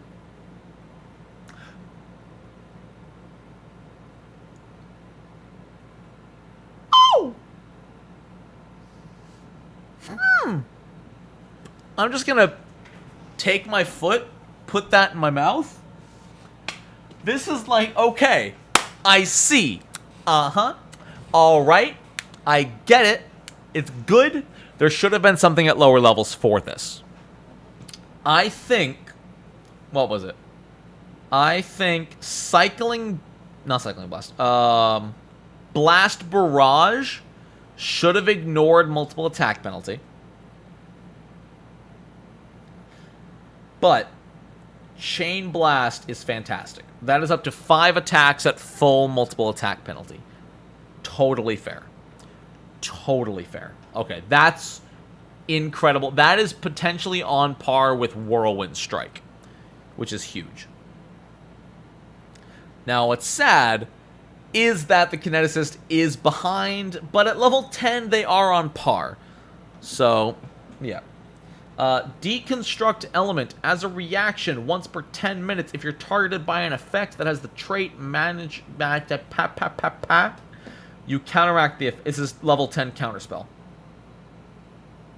And you can catch it, gathering the element. That's really good. That is once per 10-minute counterspell as long as it is your element. Really good. Fusion Blast. 2 actions only for the dual gate Kineticist. Oh, it does have Impulse. Wait, yeah, this has Impulse, but it lets you... Well, actually, no, so it's not useless. It's not completely useless, Evil's Bane. You can gather an element after you have gathered an element, but it dissipates the original. And that's why it says you can choose. So if you have water and someone throws a fireball, you can choose to counteract the fireball, and if you want to replace your water with fire, you can. It's very niche, but it can work. Fusion Blast. 2 actions with a free hand. With 1 element in one hand, you pull some of your other element. So you have to have... Technically, you need 2 free hands, one of which already has an element. You pull your second element into the other and make an elemental blast with both damage die. This uses the die size and damage type. Your other blast. And add the damage dice from your other blast to it. Including striking roots. Oh, okay. It's fancy power attack? No, it's more than that, right?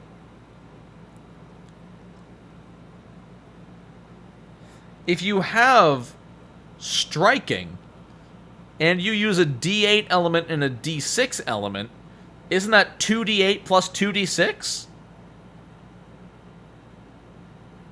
Right? Die size and damage type, and its normal number of damage dice, including striking runes. Okay, yeah. Okay, this is this is a fancy way of 2 attacks against the same target at the same penalty with 2 different elements. Okay. You can add finesse and 120-foot range to your rock blasts. It doesn't say it adds the... It does not add the other blast traits, but I guess it uses the initial traits. So if you have air in one hand, you could pick rock in the earth in the other, and they all use the air's traits. Weird. That's a weird one. I like it. Would it double up on lightning? No, it has to be your other element. This is only usable by dual gate kineticists. So if you're fire and water, one is fire, one is water. If you're earth and air, one is earth, one is air. Weird. Yeah, traits of the original dice, damage of the other. Or element. God. This is a complicated class. Gather amalgamation for universal. Why didn't... dedicated gate... Oh, deconstruct is only for dedicated. Weird. Wait, then this sucks. Wait, then deconstruct element sucks. It's counterspell at level 10, but it only works on one element that you picked at level 1. This sucks. Deconstruct is terrible. It's only, like, if you're fire, you can counteract Fireball and Scorching Ray. Cool. It's only if you're Oh, and honestly, it doesn't work on Fireball. It's only if you're targeted. Guess what? Fireball doesn't have a target. Burning Hands doesn't have a target. Meteor Swarm doesn't have a target. This works on Produce Flame, Scorching Ray,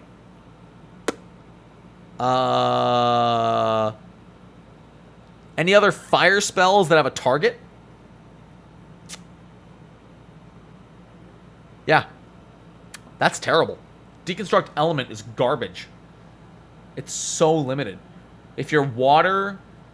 I don't even think it works against Ray of Frost if you're water. Searing Light, sure. Yeah, that's terrible. Wow, this is one of the worst feats I've ever read. Probably change it into when you're in the target area. I hope so. Otherwise, this is horrible. Should be if you take damage from an effect. If you would take damage. God.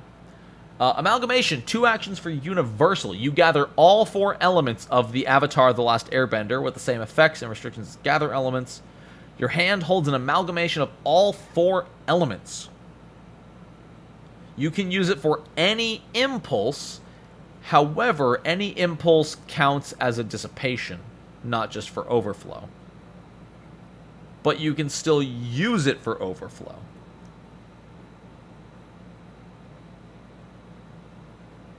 Oh, what? Wait. Oh, this is so awful to keep track of. Oh, this is horrible. I guess it's good, but it's a pain in the butt to keep track of. So for 2 actions, you conjure earth, air, fire, and water. Anytime you use an impulse with one of those elements, that element disappears. So like people are saying, this is amazing as you could gather all of them and then overflow air, overflow water, overflow fire, overflow earth, all without gathering again.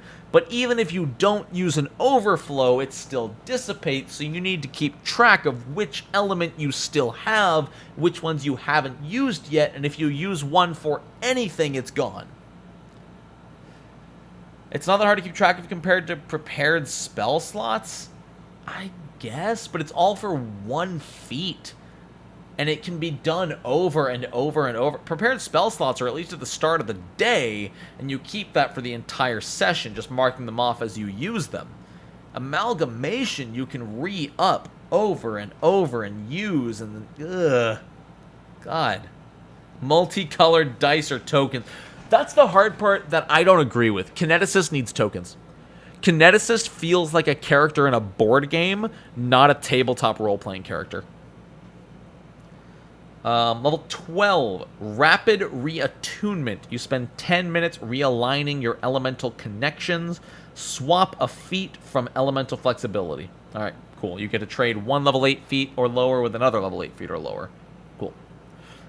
Flowing Kinetics. The loose and adaptable elements that flow through your inner gate let you move and adapt. When you use an impulse that has air, fire, or water that takes at least 2 actions, you can step or stride for free up to half your speed. Weird. Just when you impulse air, fire, or water, you can take a move action. Weird. Alright. Steadfast Kinetics, only for Earth. When you use an impulse with the Earth trait with at least 2 actions, gain +1 to AC. That feels so much better. That feels so much stronger than Flexible. Flexible feels like, okay. This feels fantastic. Effortless Impulse. As a free action when your turn begins, sustain for free. Okay, that's just free sustain like a spellcaster. Imperious Aura. As a free action, if you have an aura active when your turn begins, you change auras. Alright. I guess that saves you an action. Don't sleep on the free stride. Fair. Honestly, fair, Philip. If you have a lot of 3-action options, the free stride is good. But it's still, the hard part is the free stride isn't like at the beginning or end of your turn. You have to use an impulse. So sure, it's a free stride, but you still can't use your 3-action impulse after the stride. You could stride after the 3-action impulse, which I guess is something, but it's still not as good as being able to move beforehand. Free sustain with air invisibility? That's disgusting. That's so gross. At level 16, so it's permanent. Oh my god. Thought you liked resource management? There is a difference between resource management and weak options. You can stride before? When you... Oh, there it is. Okay, either before or after the effects of the imp. Okay, no, this is better than I thought. Okay, thank you, chat. I would have missed that. You can stride before or after the impulse. Gotcha. Okay, that makes this so much better. Thank you. Gotcha. That's a weird wording. Okay. Maelstrom Blast. 3 actions.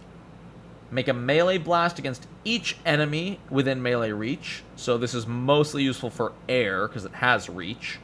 Or make a ranged blast against every enemy in a cone with length equal to the first range increment, which sounds way better.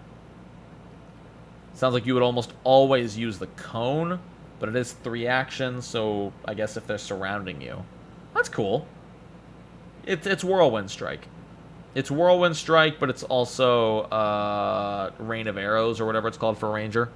It's pretty cool. Yeah, air has 120-foot range. That's pretty good. Problem is they're D4s, but not bad. It's pretty good. Nourishing Gate. Level 18. You gain +2 bonus to saving throws against poison, sleep, and paralysis effects. You don't need to breathe, eat, or sleep. You must take a full night's rest every 24 hours to make daily preparations. But you don't sleep. You remain awake and alert. See, this is the kind of feat I don't like. It's good, but it's not fun. You know what I mean? It's strong, but it's not fun. Cool. I don't need to sleep anymore. I guess I'm an elf now. It's an RP feat, and in my opinion, above level 12, there shouldn't be RP feats. Compared to the power of other feats of the same level, it sucks, but RP feats don't really have a place. Exactly, level 18 for this? Make this level 10. Elves don't even do that in PF2, that's fair. But, like, level 18, I can take watch by myself. That is your level 18 feat, is nobody else needs to go on watch. Monk gets it for free? Do they actually? Oh my god. Yeah, I'm guessing there are better impulse feats at 18. All right, let's look at some capstones for the general, and then I'll call this because I am just too tired, a little tipsy, and I need to start making dinner. So, flawless element. Any impulse that normally takes 3 actions only takes 2. All right. That's good. I guess it's basically quickened, but they're already quickened from their level 19 capstone, so they can gather flawless element, stride. I guess that's fair. With flawless element, every single turn, you can gather, stride, 3-action impulse, which is pretty powerful. All right. Can you look at all shall end in flames? All right. Oh yeah, I promised I'd look at all the names of the max level impulses. I will do that. Omnikinesis. For 1 action. I hate this. Oh, I hate this. God, this is gonna... God! Imagine you're in the middle of a level 20 combat against the final boss. And your Kineticist says, I'm going to activate Omnikinesis to change my feat. Let me just real quick look at all the feats I can pick from to pick the right one. No. No. No. What did we say his reflex save was? That... No. Okay, I don't want that. No. No. That's going to be miserable. There's so many feats under level 14. Isn't that like any alchemist looking at their formula? No, because the alchemist knows what they prepped during the day, and they should hopefully know what they have available to them. A kineticist is not going to study every single feat available to the class. The alchemist will know every item, maybe not know all of them, but most of the items in their formula book, unless they've somehow gotten the formulas for every item in the game. But the omnikinesis means you have to know every single kineticist feat up to level 14. Sure, you can choose a feat ahead of time, but what if those feat don't work? What if you're fighting a boss with specific resistances? You're gonna have to open the Rage of Elements book and go through every single feat from level 1 to 14 to see if there's one that helps in your current situation. And even if you find one that helps, you're gonna want to read the rest of them to see if there's a better one. It's only 30 to 40 feats. Sure, a caster does have a spell book, but they can't just pick a spell from their spell list. And usually if they're picking a specific spell, it's from a certain spell level, which is like 10 to 15 options. Oh my god. If they don't know, they can delay their turn, but what if that's not the correct mode? What if they delay their turn and then someone else is going to get killed because of that? This is going to put tables to a stop. I guess Wish has the same problem. Honestly, Grey Death, you're not wrong. I guess Wish has the same issue. Thank you for the $5, Austin. I feel like Kineticist would be an excellent excuse for the first ever legendary class DC. Honestly, yeah. Well, yes and no. It's hard, because what Paizo's going for... I just punched the microphone. Paizo's going for a class with unlimited resources. So they have to be weaker. Because the Kineticist never runs out of resource, they can't be as strong as a normal spellcaster. Spellcasters have spell slots, limiting their abilities per day. Kineticist has no such limitation. It's also level 20. Sure. Yeah. He's so mad he punched his mic. I'm sorry. Yeah, it's again, it's not something that's going to end the world. It's level 20. It's going to be used in like 0.5% of all campaigns. It's just a weird feat. I don't like it. Something the player's full. I don't mean to be black and white about it, but as a GM, I always encourage an environment where players are figuring out what they want to do outside their turn. But honestly, even 10 minutes to get the round to come back to you is not enough time to research and pick one of 60 feats. Maybe an archetype? An archetype would never give something legendary. Alright, so I promised I would look at the names of all the 18 and 20 level feats. infinite expanse of bluest heaven. That is some JoJo. Crowned in Tempest's fury. Is this JoJo's Bizarre Pathfinder? Rebirth in Living Stone. Someone did want me to look at the Shattered Mountain Weeps. 3-action Earth Overflow. 20-foot burst within 120 feet. Creatures in the area take 9d10 bludgeoning damage. Basic fortitude save. Those who fail are knocked prone for the next minute. They continue to fall, dealing 2d10 bludgeoning damage. It's rocks fall, everyone dies. It's just rocks fall, everyone dies. I love it. Alright, fire. Go away. All shall end in flames. 3-action. A 30-foot burst within 500 feet, or an emanation. Deals 7d10 fire damage with a basic reflex save against your class DC. Any creature dropped to 0 is reduced to a pile of ash. If you die to this impulse, you return to life at the start of your next turn with double your level and hit points. That's so stupid. That's so stupid. I guess if you're at 5 HP, this is totally worth it. Just spam that, only that? Well, you can't spam... Well, I guess at level 19 you can spam it, because you're quickened for gathering element. Oh my... It has the death fucking trait. It's got the death trait. Oh my god. That's funny. That's interesting, too, because if you die to this, you are untargetable. You no longer exist. You're dead. That's funny as hell. Ignite the sun. Create a miniature sun in a 5-foot burst. It sheds 500 foot of light, 4d6 fire damage. 4d6 fire damage. Is that in the 5-foot burst or a 500-foot radius? Is the fire damage in the burst or the radius? They're both areas. It's in the burst? Oh. Wait, then that sucks. Sun continually channels fire into you and your allies. You and each of your allies deal an extra 1d6. Oh boy! I'm level 18! Now we can all deal 1d6 bonus fire damage! Woohoo! The sun it only... Okay, it's sustained up to a minute.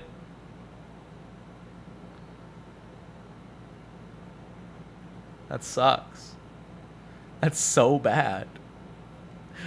That's so bad. Wait, why is that so bad? It's called Ignite the Sun. Why does it do less damage than a fireball?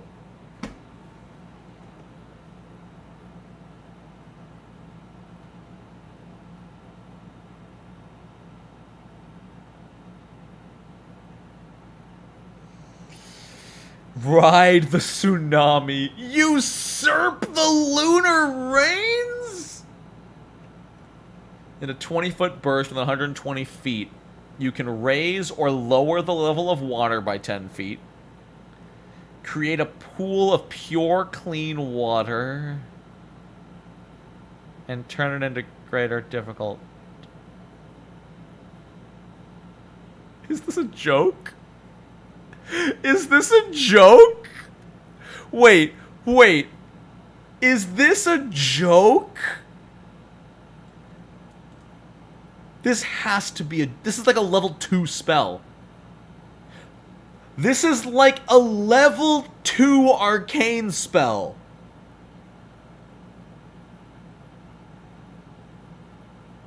You can lower the water level. Create a pool of clean water. And make it difficult terrain.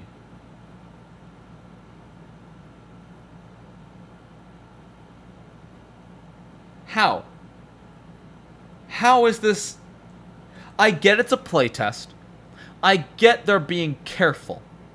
How is this a level 18 feat? Their abilities are at will. I get that. I get they need to be weaker. But this is nothing. This costs 2 turns. I guess you're level 19. It costs your quickened action and 3 actions to make a pool of water. To make 20-foot burst of difficult terrain. And it specifically can't make greater difficult terrain.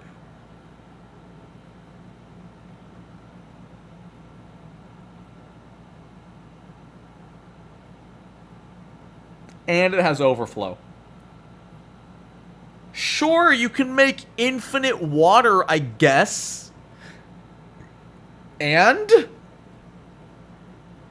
it's your level 18 feat. The sorcerer can get the feat that lets them infinitely cast level 5 or lower spells and just spam create water, along with 50 other options.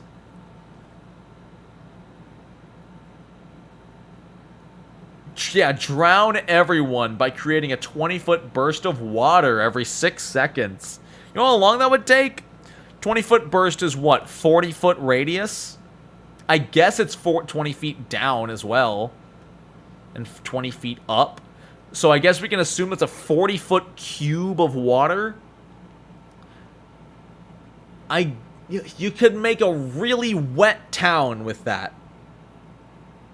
You could make a town incredibly moist. But you cannot conjure enough that it won't just spread out unless it's in a bowl.